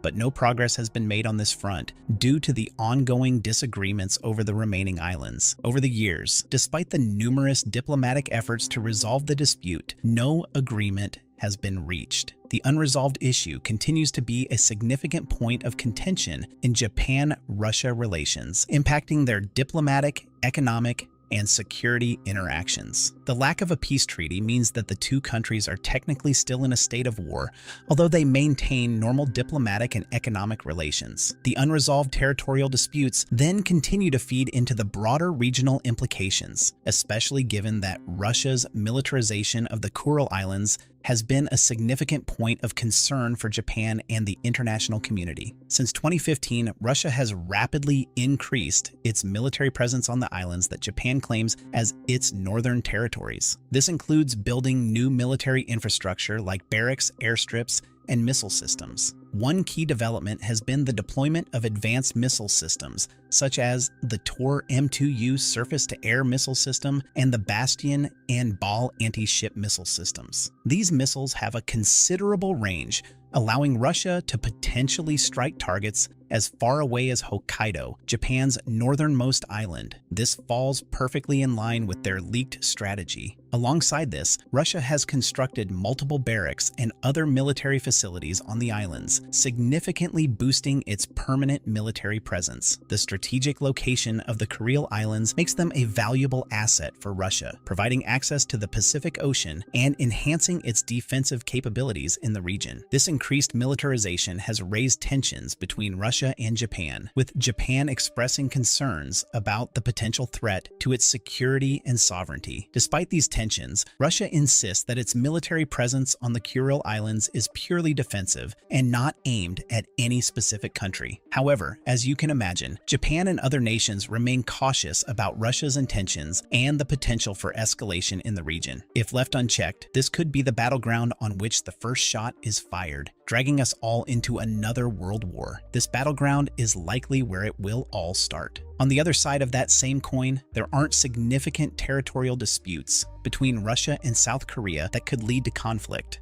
but there are some points of historical and geopolitical interest. While this issue remains a point of contention, it hasn't escalated into a major conflict between the two nations. Beyond territorial issues, Russia's relationship with North Korea could especially light the fire that then starts the war. The two Koreas aren't exactly known for their friendly nature, so if Kim pushes hard enough, a joint invasion of South Korea could kickstart a whole war, putting Russia's plans to use. Scary, right? For a moment, let's assume that Russia decides to follow through with this leaked plan and still attack. What could be the implication of doing so? Well, if executed, the consequences would be devastating, with significant loss of life, economic disruption, and geopolitical instability. The psychological impact on civilians would be profound. The constant threat of attacks would create a climate of fear and uncertainty. people would have to deal with the loss of loved ones, injuries, and the destruction of their homes and communities. The attacks on civilian infrastructure would make daily life incredibly difficult, as access to necessities like electricity, water, and healthcare would be disrupted. The international community would likely respond with strong condemnation and increased support for Japan and South Korea. Sanctions against Russia would intensify, aiming to isolate the country further and cripple its economy. Military alliances, particularly with the United States, would be strengthened, and there might be a surge in military aid to help Japan and South Korea rebuild and defend themselves. Geopolitically, the consequences would be significant too. Historical events like the Cuban Missile Crisis in 1962 show us how quickly regional conflicts can turn into global crises. The conflict could escalate, drawing in other countries and potentially leading to a larger regional or even global conflict. An attack on Japan and South Korea would likely provoke a strong response from the United States and its allies, potentially escalating into a broader conflict. Would be on high alert, possibly deploying forces to the region to deter further aggression. Diplomatic efforts would ramp up to try and de-escalate the situation, but the probability of a wider war would be all but assured. The fact of the matter is that Russia keeps digging itself into a hole that might eventually be too deep to come out from. Despite already having its hands full with conflicts worldwide like the Russo-Ukrainian War and the Syrian civil conflict, Putin still has time to spy on other nations and draft war plans. Japan has sent a stark warning to Putin. Stop this senseless war or face the consequences. Tokyo has never been a fan of Russia, but this new round of help to Ukraine might have put the final nail in Putin's hope of reconciliation. Japan has always positioned itself as a partner to Ukraine, but now it's showing itself to be a very clear enemy of Russia. With new changes in its internal military policy, Japan is making it clear that it wants to end Russia and the war. Let's first go over Japan's current actions before looking at the rocky history between the two nations. The war has been going on for 2.5 years, but Russia has still been unable to take Ukraine down. The more time it takes to secure victory, then the more time the rest of the world has to back Ukraine up, and things are getting uglier for Putin. At this stage, hundreds of billions of dollars in military aid have been sent to Ukraine, and at the same time, NATO members have begun to rearm themselves to prepare for a possible conflict with Russia. Right from the onset, Japan has been very clear about where it stands. In 2023, Tokyo pledged $5.5 billion in humanitarian aid to Ukraine. Tokyo had previously pledged to send Kiev $600 million in financial assistance and $700 million in humanitarian aid, including medical supplies and food assistance.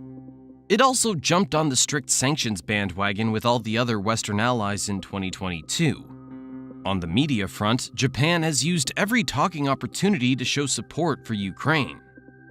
Before we dive in, please give this video a like and share our content with your friends. Pushing out geopolitical content isn't always easy, and we're constantly fighting bots that try to downvote our content. Little things such as liking our videos go a long way in keeping our content on your page. Prime Minister Fumio Kishida was quoted saying that Japan was in a position to lead the world's efforts to support Ukraine in its fight against Russia. This is because Japan truly believes that it's the duty of the international community to uphold a free and open international order based on the rule of law. He went on to add that Russia's aggression was not something that the European countries had to deal with, but a matter of global importance. Kishida also hosted an online summit of G7 leaders with Ukrainian President Volodymyr Zelensky after the first anniversary of Moscow's invasion and in preparation for the G7 summit in Hiroshima in May. Japan chose Hiroshima as the perfect venue for the summit to remind the powers of the atomic bombing that happened in World War II, and have everyone thinking about how Moscow's invasion of Ukraine was raising alarm bells of potential nuclear war. Kishida again reminded the G7 countries that Russia's actions meant that the threat of nuclear warfare was getting more real, and they needed to push more for nuclear disarmament. Japan did not just show its support in words, and in 2022, Tokyo expelled 9 Russian diplomats after news about mass killings in Bucha, Ukraine emerged. In February 2024, officials from Japan and Ukraine met to discuss a new investment treaty. Prime Minister Kishida held the Japan-Ukraine conference called the Promotion of Economic Growth and Reconstruction in Tokyo. The conference was about discussing how Japan would channel money into Ukraine for its war effort. During those treaty negotiations, Japan reaffirmed its vow to continue providing support to reconstruct Ukraine. A bilateral tax treaty was also created that codified a set of tax rules that would prevent double taxation of companies and individuals. This means that Japanese investors no longer have to worry about being taxed by both Ukraine and Japan. The effect of this is that the increase in investment is going to go into helping Ukraine rebuild. Japan also agreed to ease visa controls and to support Japanese venture capital countries in Ukraine. During his keynote address, the Prime Minister made a lot of good points, so we'll share part of the speech here. The war in Ukraine is still going on at this very moment, and the situation's not easy. The promotion of economic reconstruction, however, is not only investment for the future of Ukraine, but also investing in Japan and the whole globe. We must strive for the future of all of us. Japan, through both the public and private sectors, will provide robust support for economic reconstruction and industrial enhancement that will lead to the economic growth of Ukraine, a country with significant potential. It's our aim to support Ukraine so that the country can achieve comprehensive economic development from the primary to tertiary sectors, including in such key areas as agriculture, manufacturing, and the IT industry. He also continued to explain that this commitment was not a one-time thing, saying, "The reconstruction of Ukraine will not be achieved overnight. The solidarity of the international community in this line of effort also needs to be strengthened. We'll work with our partners and international organizations and closely coordinate with the G7 and other countries. We'll make our measures and efforts closely in line with various developments in the international discussion, including an International Ukraine Recovery Conference to be hosted by Germany in coming June. It is the very interest of Japan and the international community as a whole that, overcoming the scars of Russia's aggression, Ukraine realizes its reconstruction and regains its vitality. We sincerely ask for the cooperation of all the participants gathering here for today's conference." After the conference, Ukrainian Prime Minister Denis Shmyhal later posted on social media platform Telegram stating that Japan would create a two-part program through which it would provide $1.35 billion in support to Japanese investors working in Ukraine. He also commented on the tax treaty, claiming that major Japanese car makers such as Toyota and Honda would be able to open factories in Ukraine. After the conference, Japan pledged to provide a further $12 billion in financial assistance. The total of Japan's financial investments has placed it in the top 5 countries in the world providing financial aid to Ukraine. Now, this is big news, but you might not have seen that news because a lot of traditional news organizations are not good at properly covering important geopolitics news. That's why we launched Global Recaps, a geopolitical newsletter that covers important geopolitical news in a simplified manner. Every evening, we send out an email directly to your inbox covering important stories that you can read in just a few minutes. Best of all of this is completely free, and you can sign up right now by clicking the link in the description or scanning the QR code. By continuing to work very closely with Ukraine, Japan is delivering a very clear message to Russia that it's not in support of what it's doing. Prime Minister Kishida has been hard at work, and again on April 11th, he delivered a speech to the US Congress. This opportunity was a big deal because only the closest of US allies get to speak to the Senate and the House. Kishida is also the second Japanese prime minister ever to address a joint meeting, after Shinzo Abe on April 29, 2015. Kishida first began by stroking Washington's ego and stating that the US leading the way on the global stage was indispensable. He also had to be strategic with this speech, because there were deep differences in US politics about the role that America should play in the Ukrainian war. He also sympathized with America's position, as it always seemed that the duty to uphold international order always landed on it. In his speech, he said, "The leadership of the United States is indispensable. Without US support, how long before the hopes of Ukraine would collapse under the onslaught from Moscow? Without the presence of the United States, how long before the Indo-Pacific would have to face even harsher realities?" Kishida made sure to end the message with something for Putin, reiterating that Japan would continue to stand with Ukraine in the war.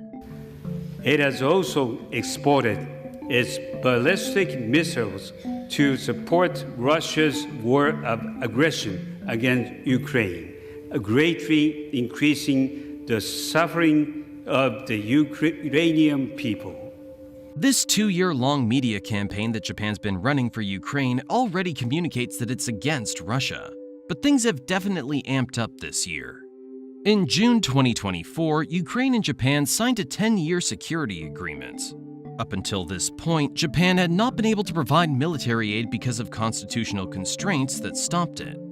Now, after a negotiation and a revision of its guidelines, Tokyo will now be able to indirectly supply Kiev with weapons through the United States. Under this revision, Japan will be exporting Patriot air missiles to the United States to help Washington replenish its weapon stockpiles depleted by its military assistance of Ukraine. For the first time since 2014, this revision will allow the export of finished defense products to countries that hold patents for the equipment. At the same time, Tokyo has made it very clear that the Patriot missiles are for US stocks and not for transfer to a third country. The revised framework allows for license-built military gear to be transferred, but Tokyo has to give its approval first. Masashi Murano, a Japan chair fellow at the US-based Hudson Institute, explained how this benefits Kiev, saying, "If Japan transfers its Patriot PAC-3 missiles to the US and Washington exports the Patriots it already stocks to Ukraine, then this can indirectly support Kiev without affecting US air defense capacity." Japan stepping in to provide military assistance is a clear sign that it's gearing up for war. As if this wasn't enough, Japan will also provide Ukraine with $4.5 billion and will continue to support it through the agreement's entire 10-year term. Zelensky and Kishida have also agreed to set up a bilateral consultation framework to discuss a joint response within 24 hours of Russian armed attacks. Another way that Japan's made its feelings about Russia clear is through economic warfare. At the beginning of the war, Japan was one of the first to coordinate with the US and other G7 countries to implement sanctions. The first round of sanctions included asset freezes, restrictions on SWIFT payment access, and restrictions on the import and export of goods.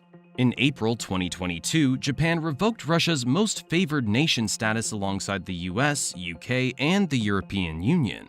This status is a trade policy that gives a country privileged position in international trade and grants it certain benefits. These benefits include lower tariffs, reduced regulatory hurdles, and increased investment.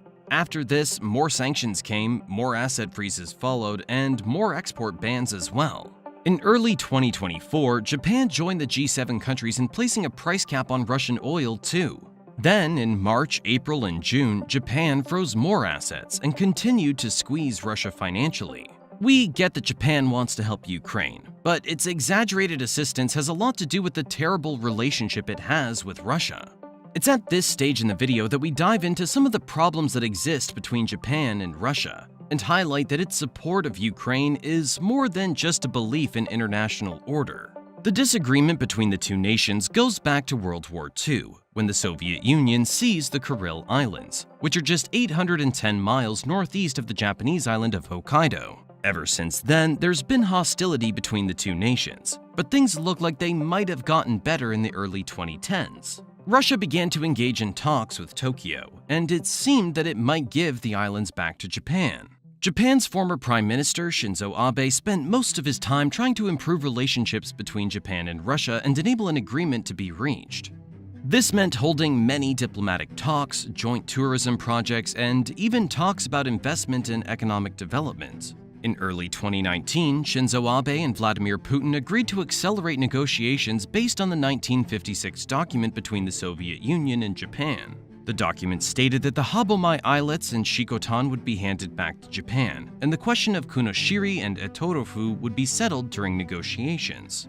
After such productive conversations, Russia suddenly turned around and began to do its own thing.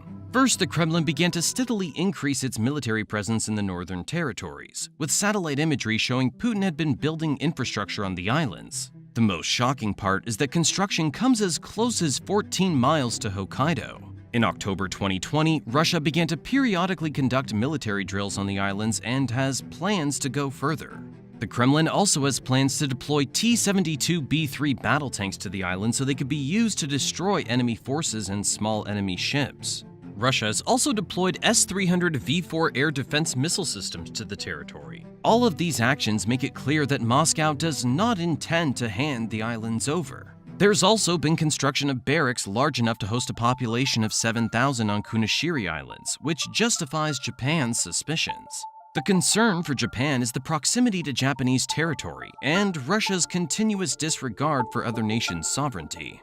Russia's partnerships have also become a cause for concern for Japan. As China continues to grow as a global power militarily and economically, Japan's beginning to lose its position as the strongest power in the Indo-Pacific. Russia comes into this situation because of its alliance with China. Both China and Russia threaten the sovereignty of Japan, and now that they're cooperating, Japan's increased its suspicion of Russia. Russia's militarization of the islands also does not give Japan much faith either. What Japan's also afraid of is Russia's actions are paving the way for other ambitious countries like China to follow by invading Taiwan. Tokyo believes that Russia's actions are sending the wrong message, and in a speech given by Kishida in 2022, he said, "The invasion of Ukraine is a challenge that is not confined to Europe. It's a matter of the whole world, including Asia. Japan will work together with other nations and take actions with resolute determination, so that we would not be sending out the wrong message to the international community, so that using force to unilaterally control the status quo shall never be repeated." Although he did not say it directly, it's clear that Kishida was talking about China here. In our discussion, we also need to consider the fact that Japan's actions are not all pure. What Japan's hoping to achieve by supporting Ukraine is the same support in return. If China causes any problems in East Asia, Japan's hoping that Europe and the United States will remember the support it showed here and step in to assist. In the past, Japan's foreign policy used to be passive, but now it's become a lot more active in building global partnerships and influence. Public opinion back home also supports Japan's position, with 77% of the population believing that the international community needs to stop the Russian invasion. Another poll showed that 73.7% of the Japanese support the tough economic sanctions, even if it means that Japan suffers economically. With everything Japan's done so far, the overall approval ratings have also risen, and this is something that benefits Kishida in the long run. On the political front as well, Putin's allies are phasing out.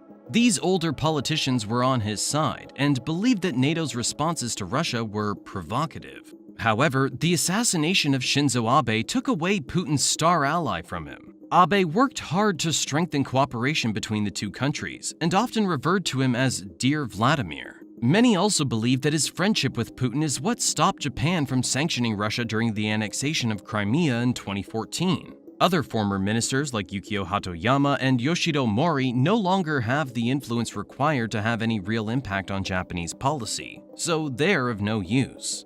The first foreign politician to accept Putin, Muneo Suzuki, has also lost his influence due to his arrest for corruption and being thrown out of his own party. The new generation of politicians led by Prime Minister Kishida is steering the Japanese ship further away from Moscow. Russia's relationship with North Korea has also worked to push Japan away. In June 2024, North Korea and Russia signed a mutual defense pact. In this pact, Kim Jong-un and Putin signed an agreement that had a clause that called for the other nation to step in the case of aggression from other nations. By doing this, Putin has made it clear that he does not want a relationship with Tokyo. This is because North Korea represents a major threat to Japan in the Indo-Pacific, as Japan has strong ties with South Korea.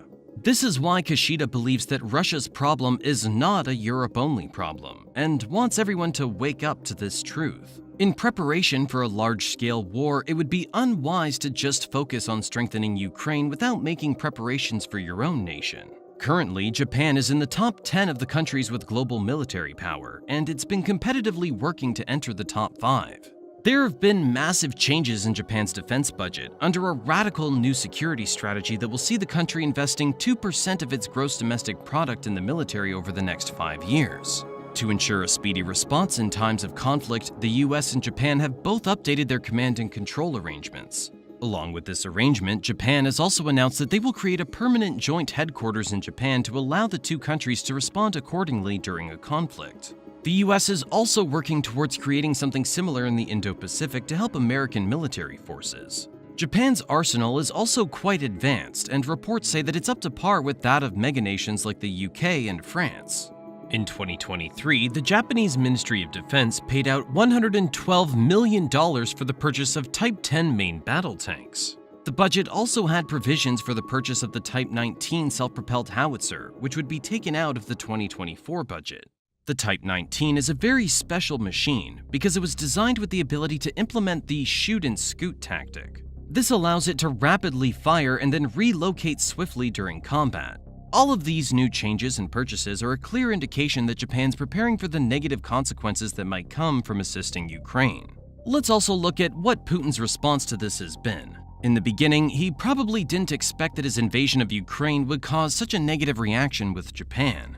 After Japan announced that it would be providing its Patriot systems to the US, Russia kicked into gear and responded with the same threats it's been throwing at NATO and the UK. Russian Foreign Ministry spokeswoman Maria Zakharov commented on the situation, saying, "The Japanese side loses control over the weapons with which Washington can now do whatever it wants. It cannot be ruled out that under an already tested scheme, Patriot missiles will end up in Ukraine. Such a scenario would be interpreted as unambiguously hostile actions against Russia and will lead to grave consequences for Japan in the context of bilateral relations." If there was ever any hope of Russia and Japan working together again, the war with Ukraine has killed it. Japan is waking up to the realization that Putin's ambition knows no end, and if it's not careful, it could be the next Ukraine. On top of that, Russia's chosen to ally with all of Japan's enemies, making it clear exactly where it stands.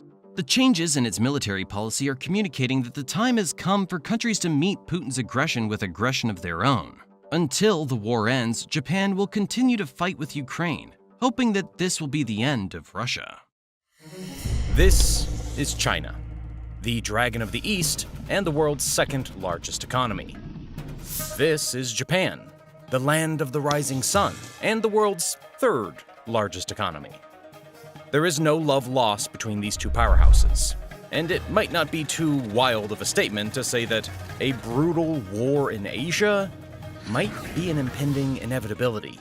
There is the historical threat from China. Both nations have territorial disputes. Chinese government ships entered the Japanese waters. By 2027, Japan will have the third largest defense budget in the world. It's a very strong feeling in China that Japan is the enemy. China's massive military buildup in the Pacific. Japan is arming itself like it never has before. China and Japan have had squabbles and near incidents for years now. But it seems like the time for talk is nearing an end.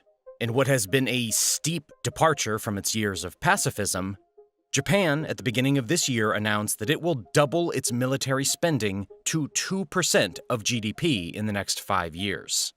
That is the nation's largest buildup since the Second World War. This action would make Japan the third largest military spender in the world behind only China and the USA. But what is Japan's reason for this drastic action? Well, China. Or in Japan's own words, China poses the greatest strategic challenge ever. This present moment seems to be the final tipping point in what has been a troubled 1,966 years of hostile coexistence. The big question is, where is this hostility rooted? In this video, I'll seek to explain the combative relationship between Japan and China, the history behind their relationship, what the future holds for these two East Asian powerhouses, and if indeed war is on the horizon. Alright, before we jump into things, be sure to hit that like button below. It helps out a lot against the bots who try to dislike the video to kill its reach. Recently, the channel was mass reported for my coverage about the Russian war, which led to a big hit to the views, so your likes really help out a lot. Thank you. Sakoku is a Japanese term that roughly translates to closed country. In Japan, this word is one of great historical significance. It represents a simpler time, a time of dynastic rule and noble lords, a time when samurai and arquebusiers had little need to defend the land, a time of peace and stability. For 215 years, the Tokugawa shogunate implemented Sakoku. This made Japan an isolationist state, uncorrupted by profane foreign cultures. Until one day, in 1854, when an American Commodore and 1,600 Marines arrived in Yokohama to turn their world upside down. Of course, that's not completely true. Yes, Japan had been a quote-unquote closed country for about 215 years. But before that time, they had plenty of exposure to outside cultures. By the time Commodore Perry turned up in Tokyo, then called Edo, Japan had already built and destroyed close cultural bonds with a wide array of nations. Even so, Sakoku was no joke. During this time, nearly all Japanese commoners were forbidden from leaving the country. Likewise, only a scant few foreign nationals were ever allowed entry. While the Tokugawa shogunate allowed some trade with the Dutch and the Chinese, this was sorely restricted. And yet, despite the shogunate's best efforts, people across Japan took a great interest in what they called Dutch studies, a catch-all term for European engineering, medicine, and military science. The demand for foreign writings eventually grew so great that the government was forced to lift the ban on outside publications in 1716. The shogunate would go on to fully embrace the study of Dutch texts, eventually creating an agency dedicated solely to translating these works for the Japanese public. Remember this, it'll be important later. There was one foreign land the Japanese elites respected above all others. China had culturally influenced the island nation since the year 645, when Emperor Kotoku wrote into law the Taika Reforms, a set of legal codes based around Chinese Confucian philosophy. The reforms, designed to centralize control in the hands of the emperor, were derived from a series of envoys who had been sent to China to study every aspect of their culture. These diplomats became proficient in Chinese writing systems and Chinese literature, studied Chinese diet and architecture. They even scrutinized the manifold religious traditions popular during the Tang Dynasty. These reforms quickly came to dominate Japanese governance and many core aspects of Japanese life. The role of women was restricted in Japan, just as it was in China. The land was reorganized into provinces and counties, just as it was in China, and a top-down system of governance was introduced, with a system of administration and written law that replaced the patchwork of hereditary institutions once endowed with the power of governance. These changes would echo through Japanese history. Fast forward 1,200 years to 1845, and Japanese students are still expected to learn Chinese and study the Chinese literary classics. And while foreigners from China were still restricted to the port of Nagasaki, they were the only nation granted the special privilege of a small residential district within the city.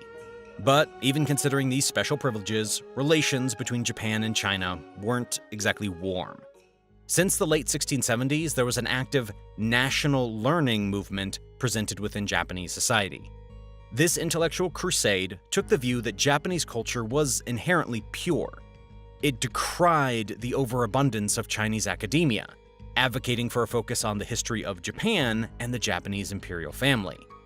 And, at its core, national learning sought the eradication of all so-called corrupting foreign influences. Chief among these foreign influences was, of course, Chinese culture. The movement focused heavily on the Japanese language and the structure of the nation's historical development. Taking a page out of the Neo-Confucianist book, these early Japanese nationals created the Dai Nihon Shi, or in English, the History of Great Japan. This prodigious work of Japanese history and pride, like many products of the national learning movement, was ironically based upon the Chinese model of intellectual nationalism. While the Chinese Empire emphasized the study of Chinese classical literature, the national learning sect attempted to draw focus towards the poetic works and feudal traditions of ancient Japan. Despite its occasionally derivative nature, the national learning movement's proponents eventually mounted a full-scale war against all foreign influences. This included an attempt to purge Japan of all Buddhist and Confucian institutions, a lofty task given that the Japanese state was run based on Confucian principles, and each Japanese citizen had to be registered at a Buddhist temple. Certainly, the national learning movement was not an immediate success, but its core tenets took root during the Tokugawa shogunate and steadily spread. During his reign from 1680 to 1709, Shogun Tokugawa Tsunayoshi made it a policy to encourage national learning among scholars of the era. He and members of his clan actively provided funding for the national learning scholarship. In 1728, nativist scholar Karuna Azumamoro established his National Learning Academy in Kyoto, where he emphasized the purity of the Japanese imperial dynasty, and discouraged Buddhism and Confucianism as corroding influences, attracting many Shinto clergymen to his way of thinking. By 1746, one of his students, Kamo no Mabuchi, was hired to lecture members of the ruling Tokugawa clan on ancient Japanese history. In 1760, Kamo no Mabuchi became a wandering scholar. He traveled throughout Japan preaching a dualistic ideology, in which Japanese culture, with its more fluid grammatical structure, was representative of all that was good and natural, while Chinese culture, with its strict grammar and more structured writing, was the embodiment of the artificial, unnatural aspects of the human life. In 1765, Kamo no Mabuchi penned his seminal work called The Study of the Idea of Our Country. Published in 1806, decades after his death, the book took aim at the prevalence of Chinese learning, which was so common in Japan. In his text, Kamo managed to encapsulate the core of the national learning philosophy. He argued that Chinese life was comprised of nothing but terror and suffering, owing to the periodic rise and fall of the many imperial dynasties. He juxtaposed this idea with the allegedly more consistent, more stable Japanese dynasty, which national learning scholars so adored. Thus, in this national learning movement, we can see the beginnings of the Japanese nationalism that would come to dominate, a set of ideas that held Japanese superiority, the purity of the unbroken imperial line, and a general distaste for Chinese society and culture at its core. It's February of 1854, and the United States Commodore Matthew C. Perry is sailing into Tokyo Bay for the second time. On his first trip, the Commodore approached the island nation with a fleet of 4 vessels and a letter from President Millard Fillmore requesting a treaty that would establish diplomatic relations and bonds of trade between the two countries. Today, he has returned after half a year, this time with 9 ships in tow. By the end of March, he will have secured the signature of Emperor Komei on the Treaty of Kanagawa. Still favoring its long-time isolationism, the government of Japan was predictably displeased to find itself trapped between a rock and a hard place. Perry's expedition and the ensuing treaty left Japan feeling more vulnerable than ever.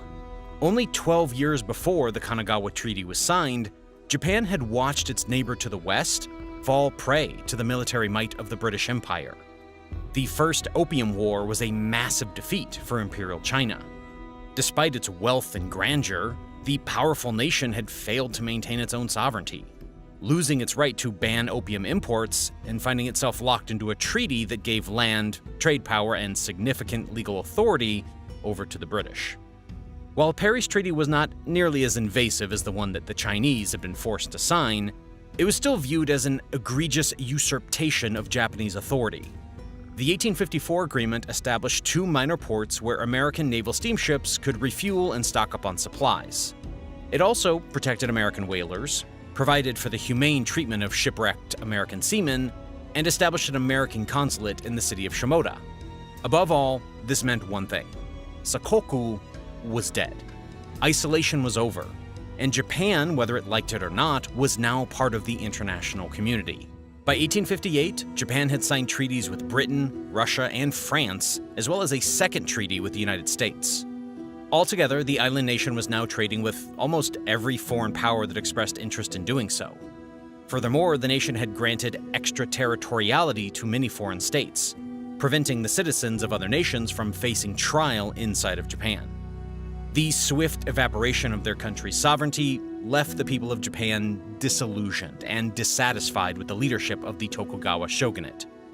The nativist spark that national learning principles had been coaxing for decades was now ready to ignite.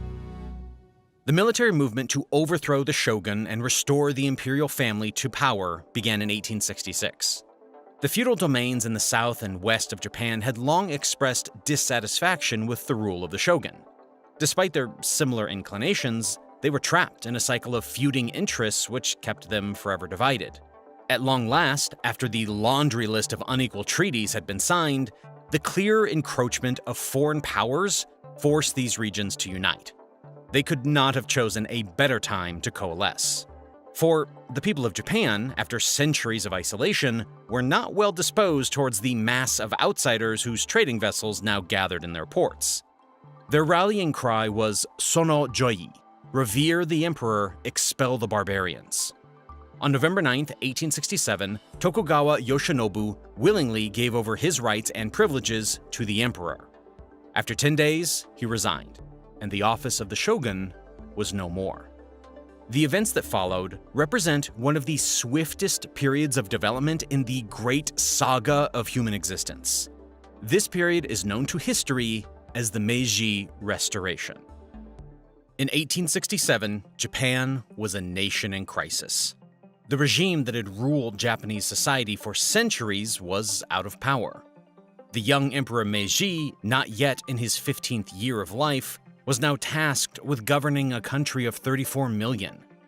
And Japan, feudal and underdeveloped, now seemed destined to meet the same fate as its neighbor to the west. And yet, by 1895, their fortunes had reversed.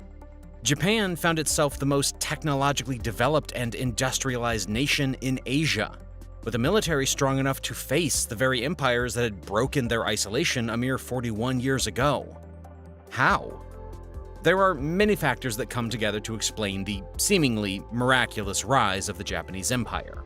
But before we discuss what Japan managed to achieve in its rapid rise to the top, we should identify the groundwork that made it possible. Despite its regressive political structure and intense isolation, Japan was a shockingly well-educated society.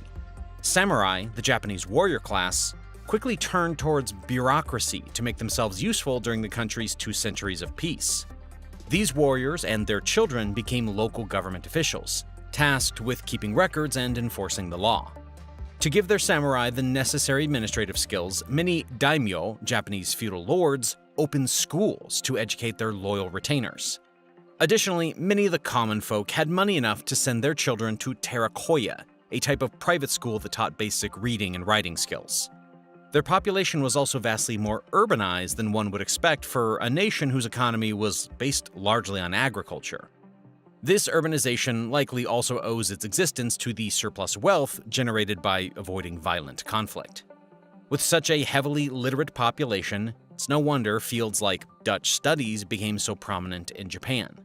Though they did not immediately act on the knowledge they consumed, members of Japanese society were still uncommonly well-informed on matters concerning the more developed portion of the globe.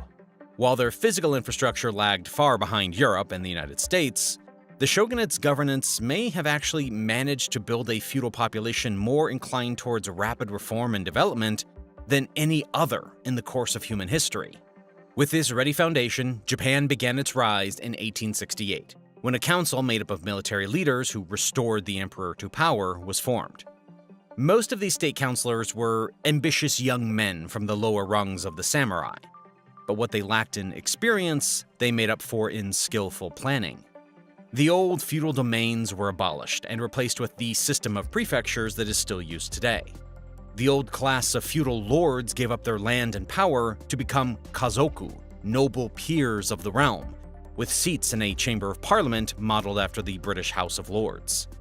The samurai class was also abolished, and these warrior families became shizoku, a class between the commoners and nobility with no special privileges beyond a modest imperial stipend.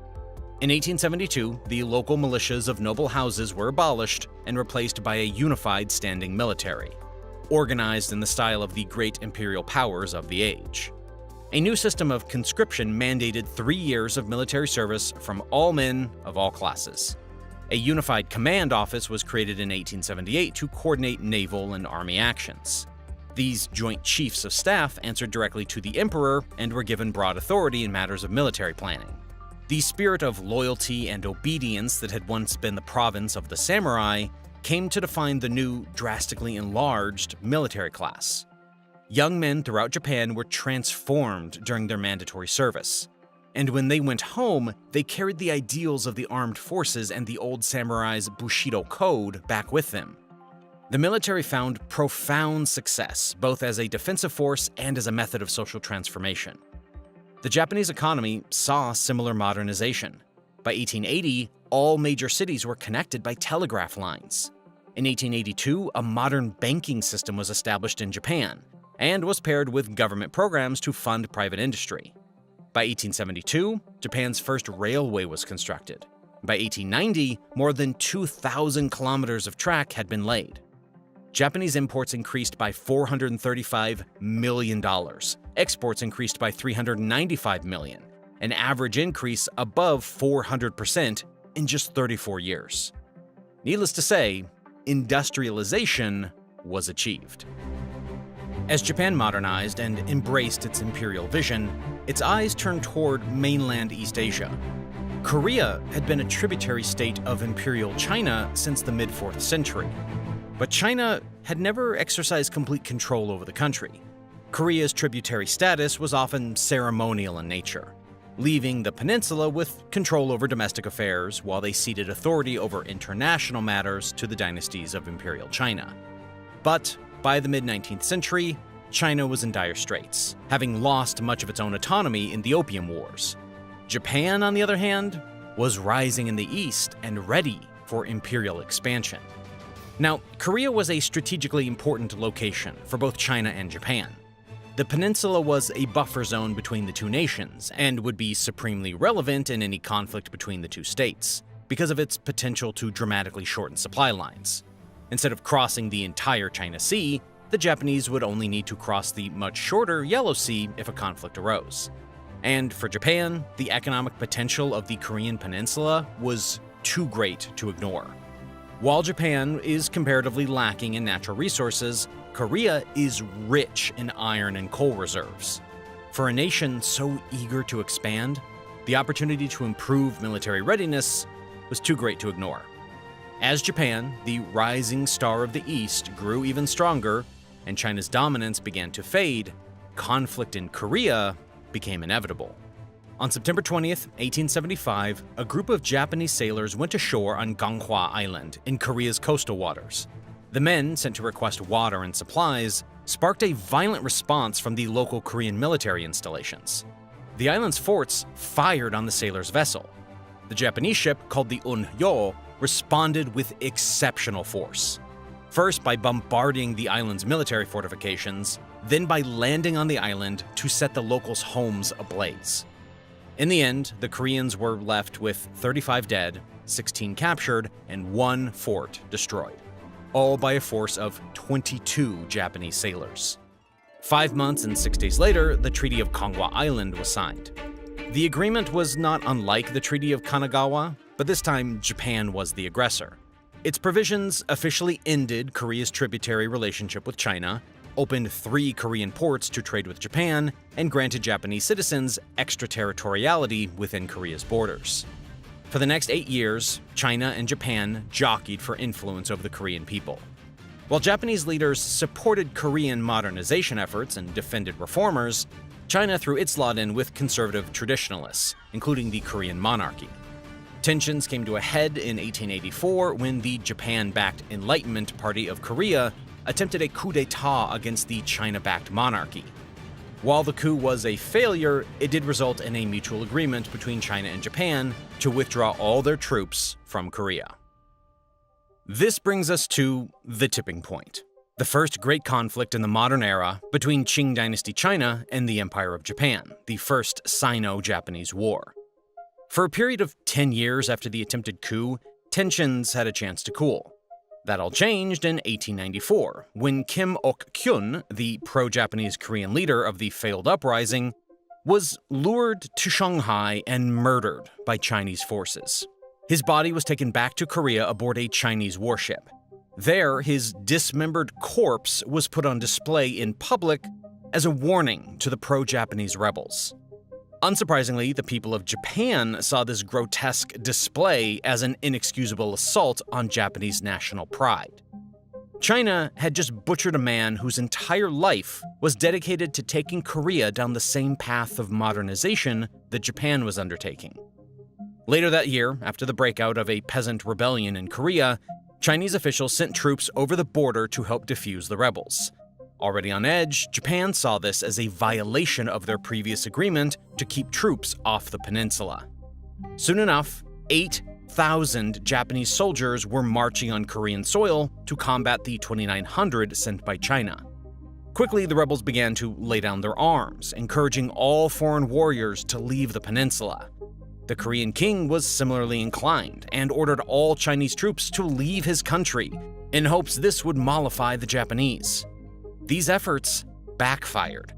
With a large military force on the ground and no Chinese soldiers to stop them, Japan marched into Seoul.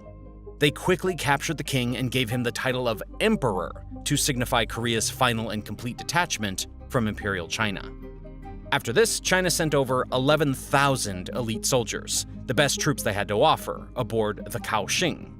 But as the ship sailed across the Yellow Sea, it was destroyed by the Japanese Navy. As the ship and the soldiers sank, so too did the hopes of the Chinese people. Since the end of the Opium Wars, Imperial China had attempted to renovate its military, doing its best to modernize in the way Japan had. Their inferior weapons and tactics showed that their efforts had all been for naught. War was not declared until August 1, 1894. While the international community predicted China, with its vastly larger army, would attain an easy victory, the reality of Japanese modernization soon set in. The vastly superior Japanese forces were able to slash through the poorly funded Chinese Navy and eviscerate the enemy nation's supply lines. After this, they cut off Chinese forces in northern Korea and encircled Pyongyang. On September 15th, Prince Yamagata Aritomo led Japanese armed forces as they converged on Pyongyang. The prince's 10,000 troops did battle with the 14,000 Chinese soldiers in and around the city. By the end of the day, 6,000 Chinese troops lay dead, missing, or injured, with only 568 casualties on the Japanese side. Overwhelmed, the Chinese left the city, falling back behind the border in hopes of defending the homeland. Little did they know, these efforts would also be in vain. Japanese forces managed to invade Manchuria, north of Beijing, and the province of Shandong, to the south of Beijing. They proceeded to fortify their control of all naval routes into the capital city. Quickly, the Japanese Navy and Army, from land and sea, managed to seize control of Port Arthur, a port city on a tiny peninsula between Korea and northeast China. It was there, on November 21, 1894, that Japanese armed forces perpetrated the first in a long line of large-scale war crimes on Chinese soil. The massacre came after the discovery of several injured Japanese soldiers, men no longer fit for combat, who had been physically mutilated, burned, and killed by Chinese soldiers and bounty hunters. There is documentation of many Japanese troops, including Lieutenant Kijiro Nanbu, pledging to seek vengeance for what was done to their injured comrades. Though the city had been evacuated, there were still thousands of civilians remaining in Port Arthur when Japanese troops entered the city around 2 p.m. Multiple reports of the events that transpired were set down in writing by Japanese soldiers. When the slaughter was done, an unknown number of corpses were left to rot.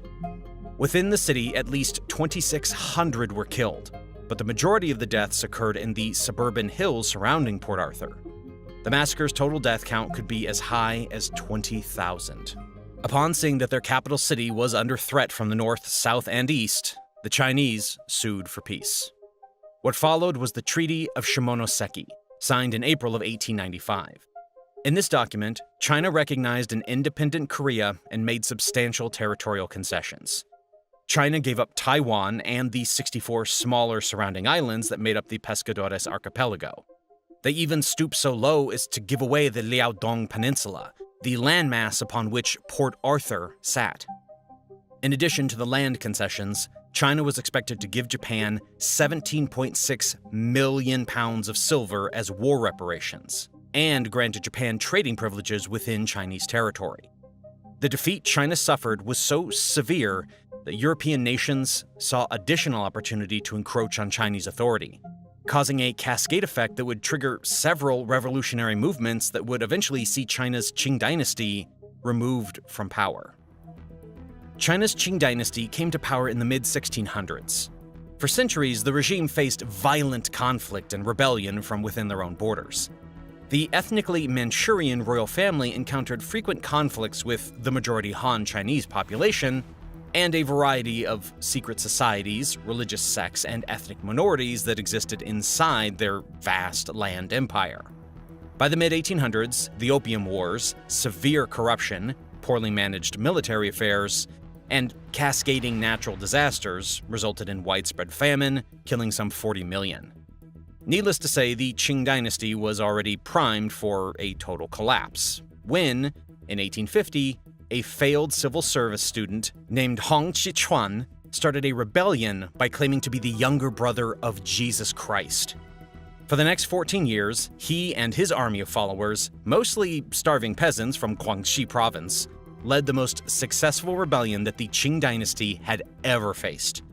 By the end of the rebellion in 1864, as many as 30 million people had died in the conflict. It was then that the Qing knew they f***ed up. Seeing a path to power, radical reformers rallied around the 5-year-old emperor Tongzhou in 1861. China's first ever foreign affairs office was founded, alongside state-funded schools teaching English and French. By 1865, the child emperor's government was manufacturing arms, and the nation's first naval blockade was constructed in 1866. A new naval fleet was commissioned and became the 8th largest in the world. In 1872, Chinese students were sent west to study in American universities and brought valuable knowledge home when they returned. And after using their modern weapons to finally defeat several ongoing rebellions, it looked like the Qing dynasty might actually save itself from utter defeat. However, even as the government tried to change, a series of conservative forces held China back. While the study of modern science and technology was promoted, many young people had little faith in the new path being offered. Study of Confucian classics and passage of the standardized civil service exam was the only reliable route for those wishing to advance their own careers. The things taught in American and European universities were seen as valuable to the nation, but earned Chinese students little respect and even less job security. And though China had purchased a new fleet of ships from all across Europe, its navy was still clumsily managed. Their naval forces were essentially broken up into 4 separate fleets, each functioning in its own region with little to no coordination. The partially modernized army suffered from a similar lack of centralized leadership. Troops were often conscripted and trained at the local level, leaving China's army broken up into several smaller fighting forces, each led by a different high-ranking imperial official. In 1873, the 17-year-old Emperor Tongzhou was put in direct control of the government, despite his age. This move showcased a core flaw in the Qing dynasty's modernization movement, namely their complete unwillingness to emulate new modes of governance. Without the more consultative, merit-based forms of government that dominated more powerful nations, China struggled to construct a resilient society. Rampant corruption and institutional malaise proved too great a challenge, even for the most ardent reformers. Needless to say, the self-strengthening movement was a failure. Except the Tongzhou reforms weren't Imperial China's only attempt at reform. After Tongzhou's death in 1875, the Guangxi emperor ascended to the throne. And while he spent his first 24 years in the office only nominally ruling while his aunt, the Dowager Empress Cixi, governed, he did have a brief 9-year window of power beginning in 1889. Following China's embarrassing defeat in the Sino-Japanese War, a panoply of groups across the country began advocating for modernization. Intellectuals across China began to publish works arguing for various paths to reform. And in 1898, during his aunt's semi-retirement, the Guangxi emperor began to accede to the requests of certain moderate reformers. On the 11th of June, the emperor issued his first reform decree in which he asked the people of China to study foreign subjects like medicine and engineering. Shortly after, the emperor began to speed up reforms, moderating himself less and less. In total, 40 separate imperial commands aimed at modernization were written into law. The Confucian civil service was to be dismantled and replaced with a national system of universities and lower secondary and primary schools. Modernized systems of commerce, medical education, and scientific research were adopted. Advanced industry was promoted. The nation's law codes, the civil administration, and the military were all reworked to emulate European, Japanese, and American systems of organization. Though inspiring, the emperor's reforms didn't last. The very same year they were written into law, in 1898, the old guard of Imperial China began to chafe under Guangxu's reforms. corrupt military leaders, local governors, and Confucian civil administrators felt power slipping through their fingers. These forces quickly rallied around the more conservative Dowager Empress Cixi. Forced out of retirement, the Dowager carried out a coup d'etat and restored herself to power. Though 2 important imperial advisors escaped to Japan, at least 6 of the emperor's reform-oriented staff were executed. Guangxu was imprisoned in his palace, rather than being killed. The people of China, left frustrated with government inertia and despondent over the barrage of foreign attacks, found hope in a wide array of political movements and secret societies. Chief among them was, and I'm not joking, the Society for Righteous and Harmonious Fists, more commonly known as the Boxer Movement. The Boxers were a complex group with a fascinating array of beliefs. But at their core, the movement had one goal: to rid China of all they considered foreign influence. The movement began in the 1890s in northern China, and originally was dedicated to overthrow the Qing dynasty. However, as time passed and their membership rosters expanded, the Boxers grew increasingly focused on the foreign powers that had come to dominate key spheres within Chinese society. The Boxers were most prevalent in Shandong province, just south of the capital Beijing. In this province, poverty had grown relentlessly after years of war, drought, and famine. To make matters worse, unemployed youth turned to banditry en masse to survive, worsening conditions in the region. Chinese Christian converts became a lightning rod for peasant resentment. The faith became a shield for many bandits because of its official protection under imperial law, owing to various treaties signed with European powers. Many converts were able to avoid punishment with impunity. Meanwhile, in Beijing, Dowager Empress Cixi was looking for a way to combat foreign influence. Despite their anti-Qing origins, imperial conservatives largely saw the Boxers as a useful tool to combat foreign powers. After a brief skirmish between the 2 factions, agents of Cixi convinced the group to abandon their opposition to her government and instead support the Qing in destroying the foreigners. After this, the governor of Shandong began to employ Boxer bands as local militias. In late 1899, Boxer gangs began openly assaulting Christian missionaries and their local Chinese followers. These Boxer forces began to march north, distributing anti-Christian propaganda to local peasants. As the march went on, the Boxers burned foreign-built buildings, tore down churches, and slaughtered groups of foreigners and predominantly Chinese Christians. In May of 1900, the Boxers had come to surround the rural areas near Beijing. The city of Beijing housed a population of over 1 million, with a significant number of foreigners in the International Legations Quarter. The legation's fearful residents and the actual diplomats who lived there began to contact their nations for help. In June of 1900, the foreign powers responded to the Boxer mobs with an 8-nation alliance. A force of 2,100 Marines and sailors began to journey towards Beijing. Before they could arrive, thousands of Boxers flooded the city of Beijing and began a mass killing of Chinese Christians. A population of 3,000 Chinese civilians found refuge within the walls of the legation's quarter. On June 11th, Japanese ambassador Sugiyami Akira was assassinated by Boxer troops when he tried to leave the city to meet the incoming relief force. On the 17th of June, a second legion of the 8-nation alliance seized control of the coastal Daegu forts. The next day, Dowager Empress Cixi ordered the indiscriminate killing of all foreigners within the country. The terrified residents of the legation's quarter found themselves besieged. Having received word of the Boxer rebellion, the 8-nation alliance swiftly assembled a force of 19,000 troops, more than 40% of which came from Japan. On the 14th of August, the massive force took control of Beijing, ending the 8-week-long siege of the legation quarter. After much negotiation, in September of 1901, the Boxer Protocol was signed, mandating $330 million in reparations be paid to the 8-nation alliance, an indemnity far smaller than what the Japanese initially requested. Despite initial Japanese opposition, American diplomats persuaded the alliance to abstain from seizing larger pieces of Chinese territory. Instead, they were convinced to embrace the open door policy, concocted by U.S. Secretary of State John Hay, which mandated Qing territorial integrity be protected, leaving China open to equal investing and trade with all powers. From 1904 to 1905, the people of Japan fought and won a war with the Russian Empire. The historic victory showcased the extent of Japanese power in East Asia. The war saw Manchuria, the enormous northern homeland of the Qing, placed under Japanese control. What's more, after losses to European powers following the First Sino-Japanese War, Japan had successfully regained control of the Liaodong Peninsula, where the city of Port Arthur sat.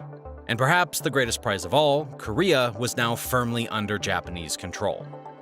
Unsatisfied with the open-door policy, from 1905 to 1907, Japan sought greater territorial control in China. Having taken control of Taiwan in 1895, the Japanese Empire saw the nearby province of Fujian as the ideal place for expansion.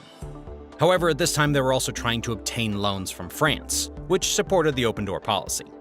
The French, fearful of territorial conflict, bound Japan to the policy as a condition of their financial agreement. In 1907, the Japanese forced the abdication of Gojong, the Korean monarch. After his departure, the monarchy was removed from power and an extensive campaign of Japanese domination began in the country. In 1910, Japan officially annexed Korea, beginning a manifold effort to forcibly integrate Korea with Japan. A web of Japanese military forces, business interests, and Meiji-era officials seized control of the education system, the police, land ownership, and other key aspects of Korean life. Japanese settlers and businesses, interested in agriculture, were given land that had been seized from Korean peasants. Those same peasants were forced to perform days of compulsory labor and paid exorbitant taxes to fund large-scale irrigation projects. In schools, Korean language and history were suppressed, while the Japanese language was promoted. These abuses would continue in Korea for the next 35 years. Perhaps chastened by the disastrous Boxer Rebellion, Qing officials seemed to experience a brief period of lucidity. From 1901 to 1911, Cixi and the imperial court implemented several last-ditch reforms attempting, once again, to modernize their country. In 1901, the administrative office was established with a board of 5 well-respected statesmen responsible for overseeing all reforms. The office resolved to institute political reforms that would transform China into a constitutional monarchy over the course of 12 years. In 1906, the process began, and by 1909, China was holding actual parliamentary elections and elections for regional provincial assemblies. From 1902 to 1907, provincial administration was partially reformed. These changes saw the financial and military power of local governors dramatically reduced and modern policing practices established. In 1901, an Office of Foreign Affairs was formed. In 1905, the imperial examination system of the Confucian classics was abolished, and modernized academics were established in every province to replace it. Tax collection was largely standardized across the country, and new, simplified law codes were established. Reforms made to the military were of similar significance. 1901 saw the founding of a new training system for Imperial Army and naval officers, as well as the establishment of 3 well-stocked arsenals in major cities. In 1903, military readiness was partially addressed with the creation of the Central Training Command. The largest regional army, based in Beiyang, was turned into the new National Army. A lengthy plan to reorganize the army was published in 1904. The report included plans to increase pay, thereby reducing corruption amongst the enlisted men, as well as plans to observe provincial officials to ensure central decrees were enforced at the local level, and plans to assign non-commissioned officer positions to literate soldiers with sufficient expertise. But just as these new directives were implemented, a movement was brewing. Millions of Chinese citizens throughout America, Malaysia, Hong Kong, and other nations began to organize. In 1894, a Chinese-born resident of Hawaii named Sun Yat-sen founded the Revive China Society. The organization, largely populated with Chinese expatriates, was dedicated to fomenting revolution against the Qing. Having received substantial donations from supporters, Sun returned to his homeland, intent on sparking an uprising. His plot failed miserably, and the revolutionary went into exile. But by 1897, Sun had attained great notoriety as the face of Chinese revolution. That year, he moved to Japan and forged close bonds with supporters of the Pan-Asianism movement. In addition to asylum, he eventually began receiving political and financial backing from the Japanese. With the covert support of a powerful nation, Sun Yat-sen's influence began to grow. In 1898, popular Chinese reformist Liang Qichao fled to Japan and established a Chinese publishing outlet. Liang's propaganda, which argued for revolution, was an enormous success. Using Japan as their base of operations, Sun and Liang began to win converts at an exponential rate. In Tokyo in 1905, Sun became the head of the United League, a revolutionary coalition. With chapters across America, Japan, and Europe, the group was particularly attractive to Chinese students studying abroad, making their membership unusually well-educated. But after supporting 12 failed revolts in mainland China, Sun and other revolutionaries began to feel the heat of Qing oppression, even from their hiding places abroad. In 1907, the Japanese government pulled their support for Sun and asked him to leave the country. Unbowed, Sun used his celebrity to fuel a tour across Europe and the United States. As the Qing declined and the propaganda continued to flow, the cause of revolution gained increasing support. In October of 1911, in southern China, the movement for revolution finally caught fire. The Qing, unable to contain the spread, began negotiating for a constitutional monarchy. However, even this concession could not stop the numerous provinces from declaring their support for Sun Yat-sen's revolutionary coalition. Sun quickly left the United States and headed for Europe, where he ensured neither the British nor the French would give aid to the failing Qing. This latest attempt at revolution was indeed a great success, and liberal reformers began the work of establishing a Chinese republic. The new government based itself in Nanjing. Though initially elected as provisional president by the National Assembly, Sun Yat-sen resigned the office, giving it up to Yuan Shikai, the most powerful military leader of the Qing forces, in exchange for an alliance to secure the new republic. However, despite their rapid rise, the new Republic of China was not as secure as many assumed. President Yuan largely ruled using military force alone, and ignored the provisional constitution that the National Assembly put in place. Dissatisfied with his leadership, provinces began to declare independence. Warlord states sprung up, and chaos began to spread. When thinking of the First World War, most minds reasonably turn to Europe. But the Asian sphere, though less central to the conflict itself, was still the backdrop for a massive expansion of Japanese influence over China. In 1914, when the war broke out, Japan saw a great opportunity. Having signed a treaty with the British Empire in 1902, the Japanese were well placed to join the Allies and fight the Germans in the Pacific. Since 1898, Germany had controlled the city of Qingdao in Shandong province. A joint Anglo-Japanese force, led by Japan, lay siege to the German-controlled region. By November of 1914, the Germans had surrendered, leaving much of Shandong in Japanese hands. The events that followed are known to history as the 21 Demands, a Japanese attempt to diplomatically strong-arm China into granting the Pacific Empire many of the special privileges that European powers already enjoyed in the country. The demands were wide-ranging. Some were aggressive but nevertheless expected requests like extended control over Port Arthur, Manchuria, and Shandong, or guarantees of Japanese railroad and mining interests in the country. Other demands, however, were far more extreme. For example, Sections 5 and 6 of the demands would have given Japan power over matters of taxation, government financing, state decision-making, and internal policing, all of which would arguably make China a Japanese protectorate. Enraged and dumbfounded, Chinese President Yuan Shikai rejected the initial demands. The Japanese returned to the negotiating table with a simplified list of only 13 demands, the more egregious requests having been omitted. Tacked onto the new demands was the ultimatum giving the Chinese only 2 days to respond. Yuan Shikai capitulated to Japanese demands and signed the various agreements into law on the 25th of May, 1915. In China, domestic resentment towards the deal with Japan and the Treaty of Versailles was explosive. The issue became known as the Shandong Question, and served as a lightning rod for a new sense of Chinese nationalism. This sense of national outrage mixed with national identity was, in no small part, dependent upon a certain anti-Japanese sentiment.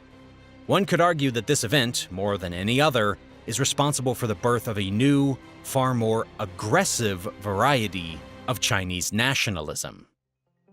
Since the end of their war with Russia, Japan had exercised a hefty degree of control over Manchuria. However, this control came from their support of a man named Zhang Zuolin, the region's powerful warlord.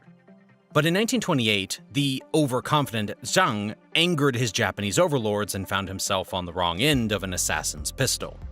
His successor caused similar offense when he explicitly aligned himself with the Republic of China. So, in September of 1931, the Japanese army staged a fake Chinese attack on the South Manchurian Railway, which Japan controlled. The quote-unquote attack was nothing more than a pithy explosion which caused zero damage. Nevertheless, it served as sufficient pretext for invasion. The Japanese army easily took control of the city of Mukden before mounting a full-scale invasion of Manchuria only 3 days later. The Republic of China ordered its troops to withdraw from the region, leaving Manchuria firmly under Japanese control. In the end, China lost some 500 soldiers, the Japanese only lost 2. The empire installed a superficial puppet government headed by the previously abdicated Chinese emperor Puyi and named this new country Manchukuo. Using the landmass as a base of operations, the Japanese proceeded to interfere in the region known as Inner Mongolia. Here, starting in 1935, well-organized imperial army soldiers pushed out Chinese forces with only light resistance, allowing the Japanese a significant measure of unofficial control over the region. In 1937, 6 years after the Mukden incident, Japanese forces clashed with Chinese troops at the Marco Polo Bridge, frighteningly close to Beijing. This marked a turning point. The conflict in the far north of China had spread to the most populous regions of the country. Since Mukden, an even greater wave of nationalism had spread through Chinese society. Despite their nearly irreconcilable differences, the factions and the warlords were suddenly united in their mission to oppose Japan with all they had. But this newly found unity of purpose did not instantly translate into defensive capacity. For the first 2 years of this new war, the Japanese army found remarkable success. The empire's forces seized major cities and provincial capitals, going as far west as Hankow. They seized control of the majority of ports and dominated the rail network throughout most of the country. After a 3-month-long siege, Chinese forces lost Shanghai in November of 1937 and were forced to flee the area. But the greatest loss in this Second Sino-Japanese War was yet to come. In December, after chasing the fleeing Chinese soldiers for more than 200 miles, Japanese troops seized control of the nationalist capital, Nanjing. Outraged and humiliated by the lengthy siege of Shanghai, the Japanese forces were once again hungry for revenge. What followed over the course of the next 6 weeks is known as the Nanjing Massacre, or more commonly, of Nanjing. Prince Yasuhiko Asaka, the emperor's uncle and leader of the Japanese forces, ordered his troops to kill all the captives that Japan had taken prisoner. The criminal directive was followed, and 90,000 unarmed prisoners of war were put to death. Not satisfied with the scale of their first atrocity, the Japanese soldiers went on to murder every military-aged male they could find in Nanjing. In the end, at least 260,000 civilians were murdered, well over half the population of Nanjing. But this number does not include the 90,000 soldiers who were killed after surrender, which would raise the count to 350,000. The crimes against humanity did not stop at murder. At least 20,000 and as many as 80,000 women were raped by gangs of Japanese soldiers. The victims were assaulted by 10 or 20 men at a time, only to be murdered in the aftermath. Troops raided businesses and private homes under the guise of collecting food, destroying shop fronts and breaking down doors to loot and pillage. A Nazi trade representative named John Rabe was living in the city at the time. Despite his party affiliation, Rabe was disgusted by what he saw taking place. Under his leadership, a small coalition of about 24 foreigners who had not fled the city established the 2.5 square mile Nanjing safety zone. There, some 250,000 civilians hid. though they were subject to frequent raids by the Japanese military. After Nanjing's virtual destruction, the westward city of Hankou became the new capital. But the city's new status could not protect it from falling into Japanese hands in October of 1938, along with the city of Canton. Imperial forces then swept across the lower Yangtze Valley, taking control of all rail lines therein. And Japan's naval forces continued to dominate the sea. But Japan's good fortune soon ran thin. Chiang Kai-shek, leader of the Chinese Nationalist Forces, soon moved his capital to a more defensible position west of the Yangtze Gorges. Many of the nation's most prominent leaders regrouped with Chiang across the western provinces of Sichuan and Yunnan. There, they dug in for the long haul, still in control of about half of Chinese territory. Their defensive positions proved favorable, and they managed to frustrate the Japanese advance. Meanwhile, throughout occupied territory, Japan struggled to attain the cooperation of the resentful Chinese citizenry. Few Chinese civilians were willing to work with their new imperial overlords. Many thought collaboration to be shameful. Many others feared retribution from the underground militant operatives who served the loyalist cause. And while Japanese forces maintained control over cities and railways, they found significant opposition across the more rural swaths of their territory. There, guerrilla mobs loyal to an independent China were able to maintain informal control for years at a time. Though most guerrillas were originally servants of the nationalist cause, those affiliated with the communist faction often proved more effective thanks to their prior experience fighting Chiang's forces.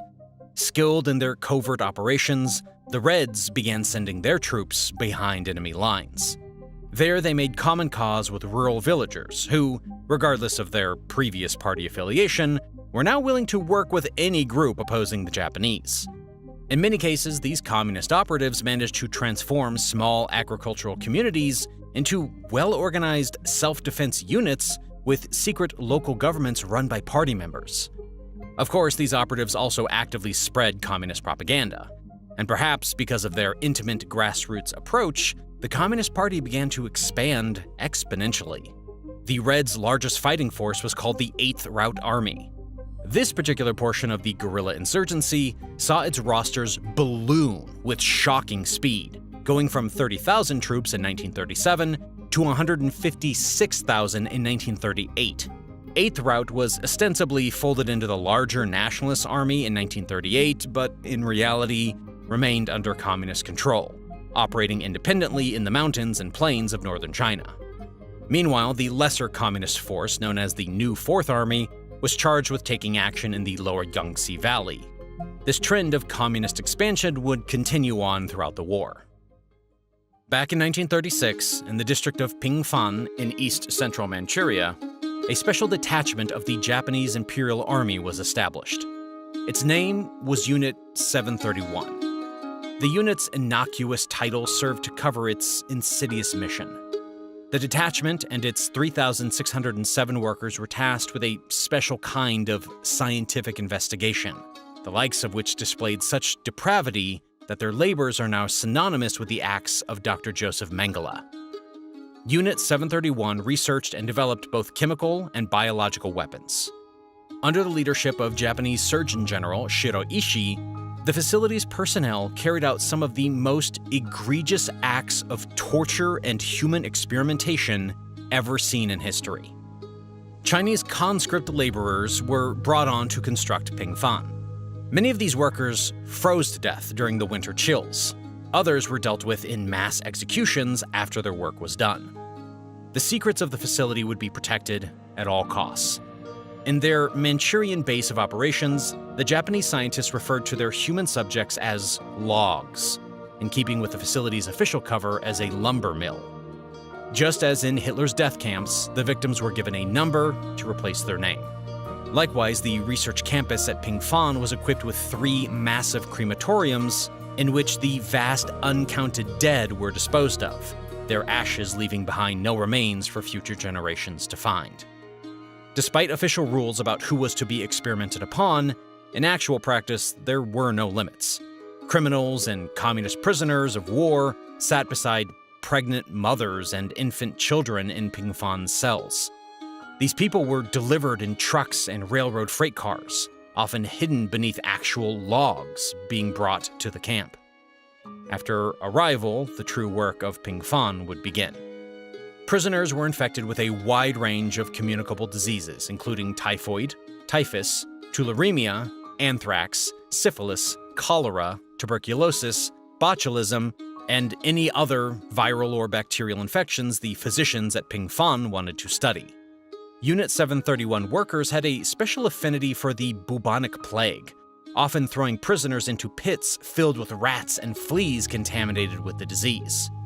For those imprisoned at Ping Fan, death was the most pleasant outcome. The victims' suffering did not end so long as their heart remained beating in their chest. Those who survived one round of experimentation were infected again and again to test the efficacy of certain inoculations. Some had blood repeatedly drawn from their bodies to test how long they could survive with ever fewer ounces of the vital fluid. Some were used to study the effects of frostbite on the human body. They were taken out into the woods in mid-December and forced to stand in ice water until their limbs were frozen. The more resilient test subjects suffered through every malady known to man: necrotic rot, lymphatic inflammation, crippling fever, ulcers, buboes and boils, but above all, pain, debilitation, blinding, undiluted physical pain for months on end. The finale of each patient's time in the facility brought greater suffering still, as many of them were vivisected, a practice in which people are dissected while still alive. These victims were rarely given anesthetic to ease their suffering, because the scientists wanted to avoid tainting test results. Vital organs were regularly removed from the inmates whenever researchers required, say, a liver or an eye to examine. These people were often sewn back up and left to die without any form of treatment. Running out of research subjects was, after all, never a concern. The cities and villages throughout Japanese-occupied territory provided plenty of unfortunates, desperate enough to be lured into Ping Fan with a promise of food or extra employment. What's more, Unit 731 did not work alone. While Ping Fan was the largest research facility, it was only one of several dozen such institutions throughout Japanese-controlled lands. Japanese Surgeon General Shiro Ishii turned his methods of human experimentation into a vast network, which featured somewhat prominently in Japanese medical circles. And yet, despite acquiring a veneer of prestige, Ishii's networks of military researchers consistently violated the most fundamental ethical principles of medical practice. Each center was charged with investigating the effects of biochemical weapons on living people. Each did so without regard for basic human rights and dignity. Each saw untold thousands tortured until death. In October of 1940, a single airplane flew over Kaimingji. What at first was feared to be another bomber turned out to be something far stranger. From the air, the pilot dropped grain in vast quantities on the hungry population below. What followed was a scene more reminiscent of medieval Europe than 20th century China. Bubonic plague spread from the deposited fleas and food to the bodies of Kaimingji's civilian population. Within days, hundreds of cases sprung up. The outbreak went on for 2 full months before Chinese authorities could take any real action to stop the spread. Officials eventually evacuated the infected area and built a 14-foot wall around the quarantine zone. The Chinese covered the place in sulfur and burned the entire section of the city to eradicate the disease. This one event was only the first in a long line of experimental biological warfare attacks overseen by Shiro Ishii. At least 11 separate Chinese cities were attacked, often with ceramic explosives designed to detonate with minimal firepower so as to not damage the disease-infested cargo they carried. 12 separate attacks, all targeting civilians, were deployed. Some aimed to infect people by handing out bread and sweets contaminated with paratyphoid. Others tried to devastate crops with pernicious pests. And on several occasions, the Japanese troops were sent to poison life-giving sources of water. In 1941, bubonic plague was introduced to the city of Chengdi, a major population center. Once again, a single aircraft was deployed over the city, dropping food and other infected biomatter. In this attack, many thousands of people became infected at an alarming rate, hamstringing the nationalist government's response and causing widespread chaos. By early 1939, things had reached a freezing point. The nationalists held down the fort in the west, the guerrillas kept the Japanese army occupied, and Japan attempted to strangle Chinese supply lines. The Imperial Navy proved itself largely capable of blocking Chinese attempts to resupply on the vast eastern coast. While a few ports were only under intermittent Japanese occupation, the empire still managed to dominate this part of the country with only some difficulty. But the situation shifted in September of 1939 when Japan's ally, Germany, invaded Poland, kicking off World War II. Though deadlocked in China, the Empire of Japan encountered a golden opportunity on June 14, 1939, when Nazi troops marched into Paris and seized control of France. The fall of the French metropole left their colony, Indochina, modern-day Laos, Cambodia, and Vietnam, up for grabs. In 1940, they went south to occupy the former French territory and seized control of the last coastal rail line leading into southern China. But much to Japan's chagrin, alliances shifted and eventually the British began using their colony in Myanmar to sustain the Chinese. Japan then countered Britain's move in 1942 when they took control of Myanmar and the British colony of Hong Kong, once again cutting off supply lines into free China. Chiang and the allied Chinese forces were left in dire straits. Back in 1941, the cooperation between the communists and the nationalists had begun to break down. The Reds' numbers had continued to grow despite taking serious losses. In 1940, the 8th Route Army's ranks swelled to 400,000. Unwilling to obey Chiang Kai-shek's orders to evacuate their troops from certain regions, communist forces had found themselves, once again, in violent conflict with the nationalists. These conflicts ended in a real collaboration between the two major parties in China's quote-unquote united front. The slow and rickety path to nationalist China's eventual encirclement left the country weak and desperate. Having lost all their major manufacturing hubs in the east, they were often unable to maintain the modernized standards they had come to embrace after the revolution.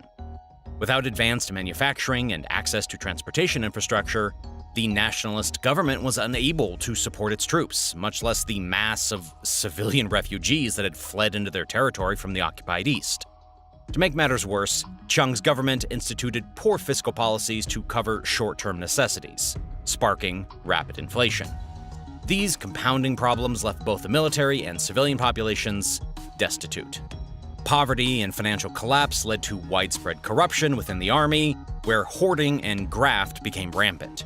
Malnutrition set in, and the lack of any nationalist offensive against the Japanese caused the Chinese armed forces to swiftly deteriorate. Quickly, the brief spike in support for Chiang's government that they experienced at the start of the war was winnowed away to nothing. And yet, despite their profound suffering, the people of free China refused to surrender to imperial forces. As the main opposition to Japan struggled in the west, the communists in the north and the east saw their fortunes improving. The local governments they created frequently encouraged mass participation in party activities. And having instituted land reforms, they pulled a great many peasant farmers over to their side with an improved standard of living.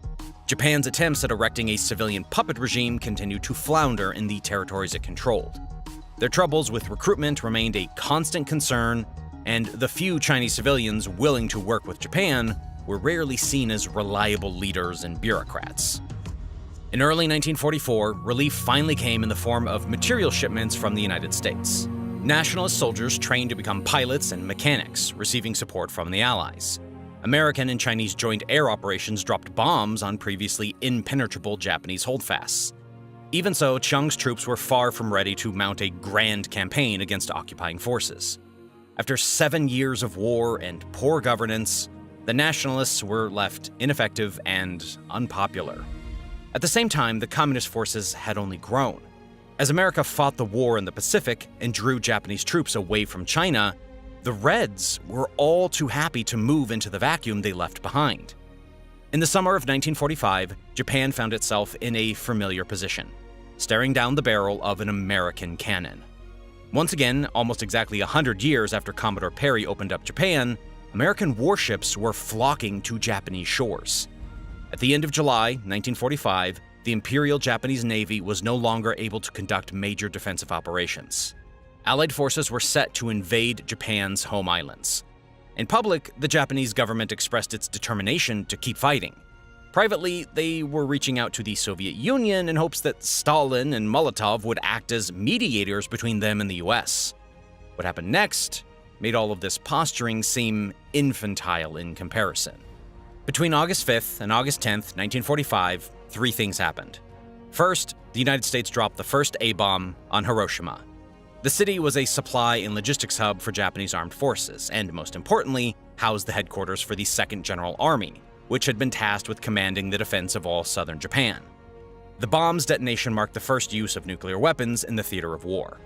The massive blast and subsequent fallout killed between 90,000 and 146,000 people, most of whom were civilians. Second, on August 9th, the Soviet Union mounted a full-scale invasion of Manchuria, which would only last 11 days. In that time, the Soviets confounded Japanese expectations with a series of surprise maneuvers. Despite only having 11 days, the Soviets managed to march through all of Manchuria, eventually stopping at the 38th parallel, wiping out Japanese control of the region. Third, also on August 9th, US troops dropped a second nuke on Japan, this time targeting Nagasaki, killing between 60 and 80,000. Having taken one more blow than they could handle, the Japanese High Command made a decision. For the very first time on August 15th, 1945, Japan and its 77 million citizens heard their emperor's voice on the radio. To our good and loyal subjects, after pondering deeply the general trends of the world and the actual conditions obtaining in our empire today, we have decided to effect a settlement of the present situation by resorting to an extraordinary measure. We have ordered our government to communicate to the governments of the United States, Great Britain, China, and the Soviet Union that our empire accepts the provisions of their joint declaration. Though he did not use the word surrender, the intention was clear.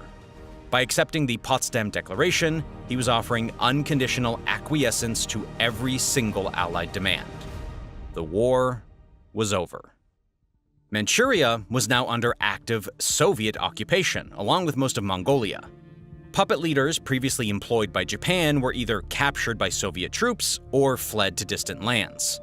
Immediately, China's 2 remaining factions began a mad dash for the territory the Japanese had abandoned.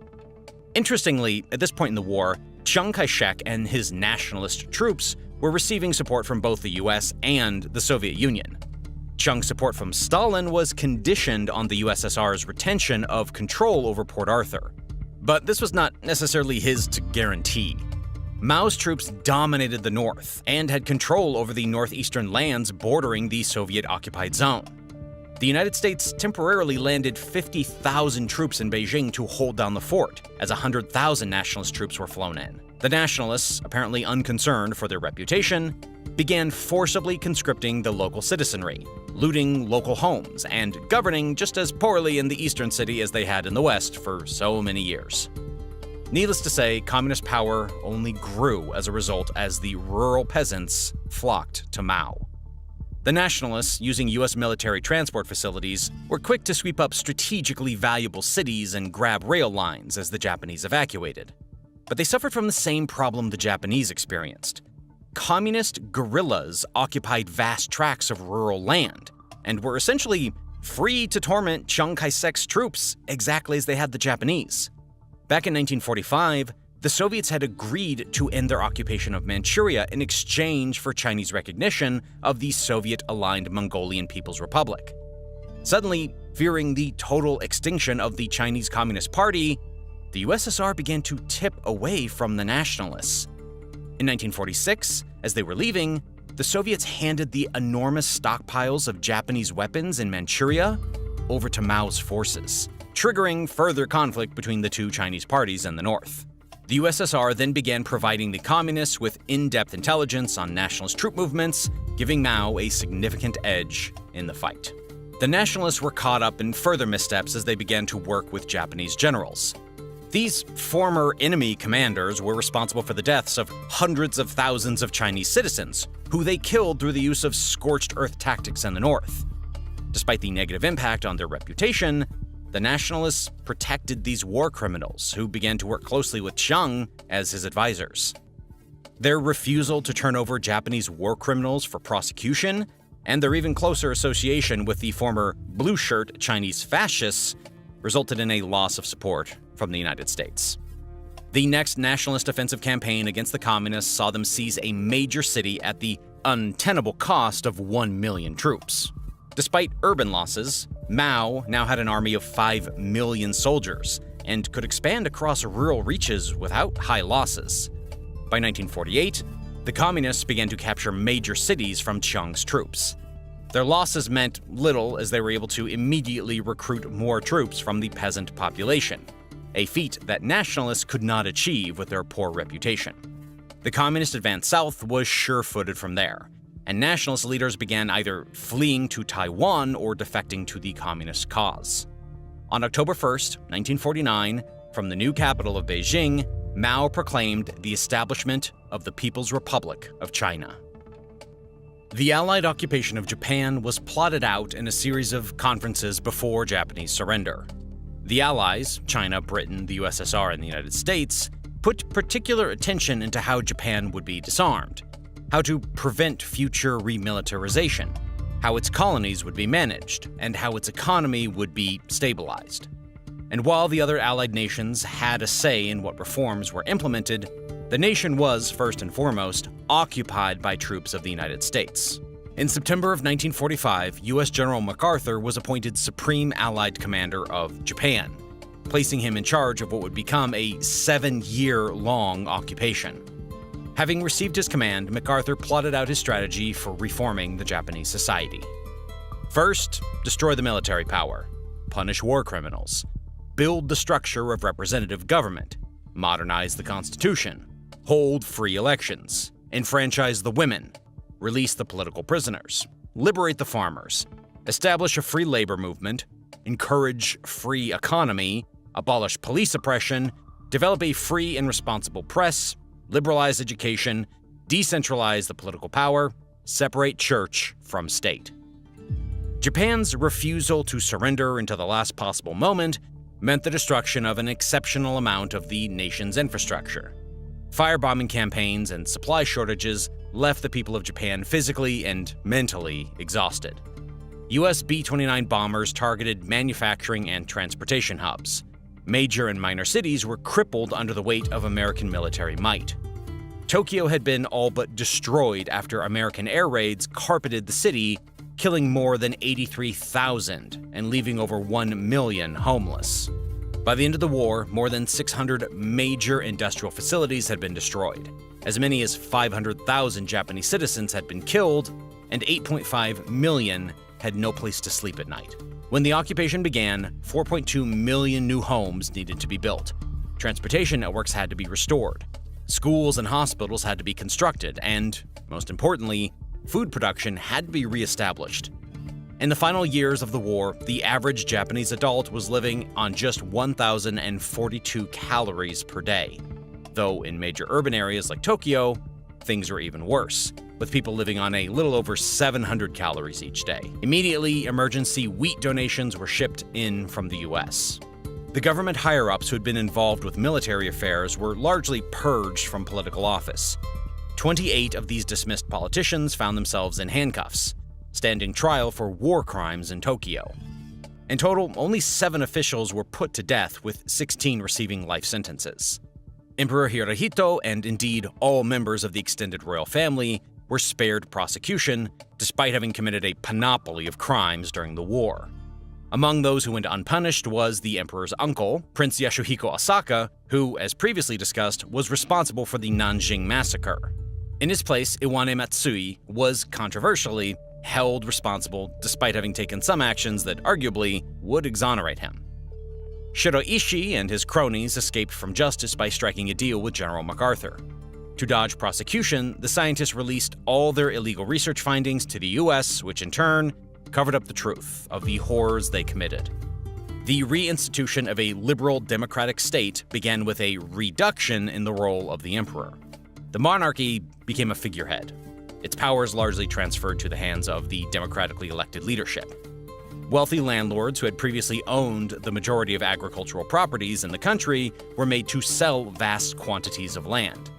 In turn, this land was sold at cost to their previous tenant farmers, breaking apart the nation's heavily concentrated agricultural industry. The wealthy elites of Japan saw their bases of power partially destroyed as worker unions, antitrust legislation, and labor rights were all put in place. Elections were held with shocking speed, the first taking place on the 10th of April 1946. This election was the first in which Japanese women had the right to vote. 1 year after, Japan's new pacifist constitution was adopted. The document's ratification stripped away the nation's right to wage war and build up its military forces. The constitution did allow for the creation of smaller Japanese self-defense forces, which would operate in conjunction with American troops to protect Japan from the rising communist threats to the west and north.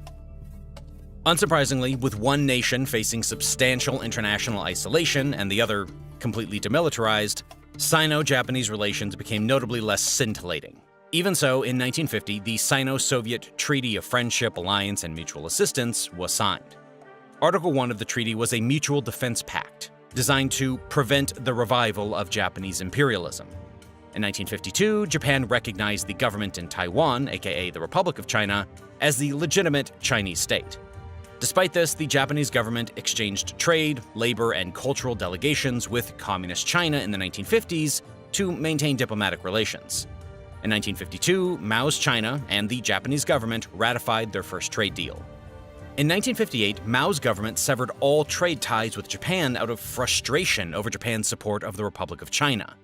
But these bonds were soon mended in 1960 out of desperation, after the Soviet Union broke its previously close ties with Communist China, forcing the nation to backtrack to defend its economy. In 1972, relations between Japan and Communist China were normalized with the signing of a joint communique. The document outlined 3 key points. First, Japan acknowledged its hand in causing great harm to the Chinese people during its invasion and occupation. In turn, China renounced its demands for war reparations. Second, Japan, at least on paper, recognized the Communist People's Republic of China as the only government of China, and agreed that Taiwan was an inalienable part of the territory of the People's Republic. And lastly, the agreement confirmed that the two countries would establish diplomatic relations, exchange ambassadors, and would negotiate agreements in trade, shipping, aviation, and fisheries. A long-term private trade agreement was signed by China and Japan in February of 1978. Under this deal, trade was meant to increase by $20 billion within the next 7 years, with Japan exporting production equipment, technology, construction materials, and machine parts in exchange for crude oil and coal. This ploy proved overly optimistic when, the following year, the Chinese were compelled to slow their development goals and scale down their financial obligations. Despite it being downgraded, the deal was a major milestone and demonstrated the two countries' dedication to normalization.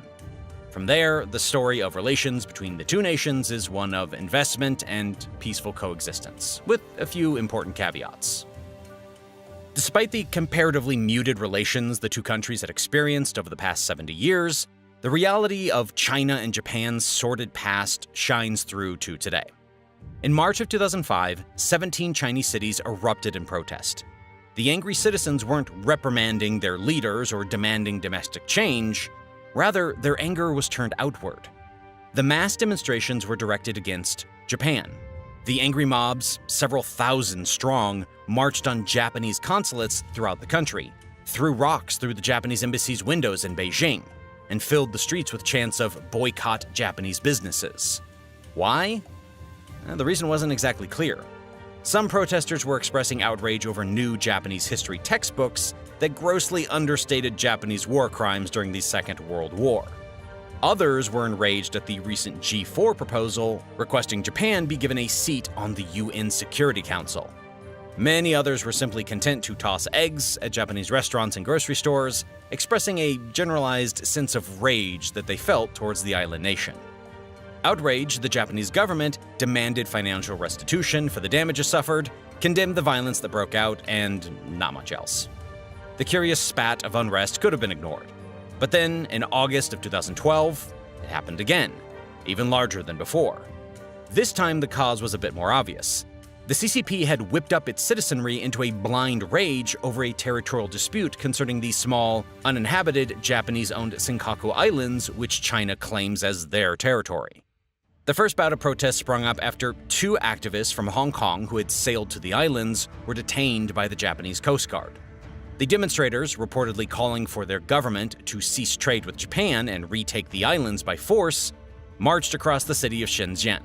As they walked, the angry mob smashed Japanese cars, burned the Japanese flag, and vandalized any stores selling products made in Japan. In the end, hordes of armed police were sent in to disperse the furious crowds, arresting several protesters in the process. Events with varying levels of intensity took place in 9 other cities, but tensions briefly cooled. Until the 11th of September, when China sent 2 ships to the island to assert their claim of ownership. Japan promptly nationalized the Senkaku Islands, and 4 days later, a second barrage of protests began. These demonstrations, even larger than the ones earlier in the year, quickly ballooned beyond the bounds of state control. The cities of Changsha and Qingdao were the first to see instances of arson and mass vandalism.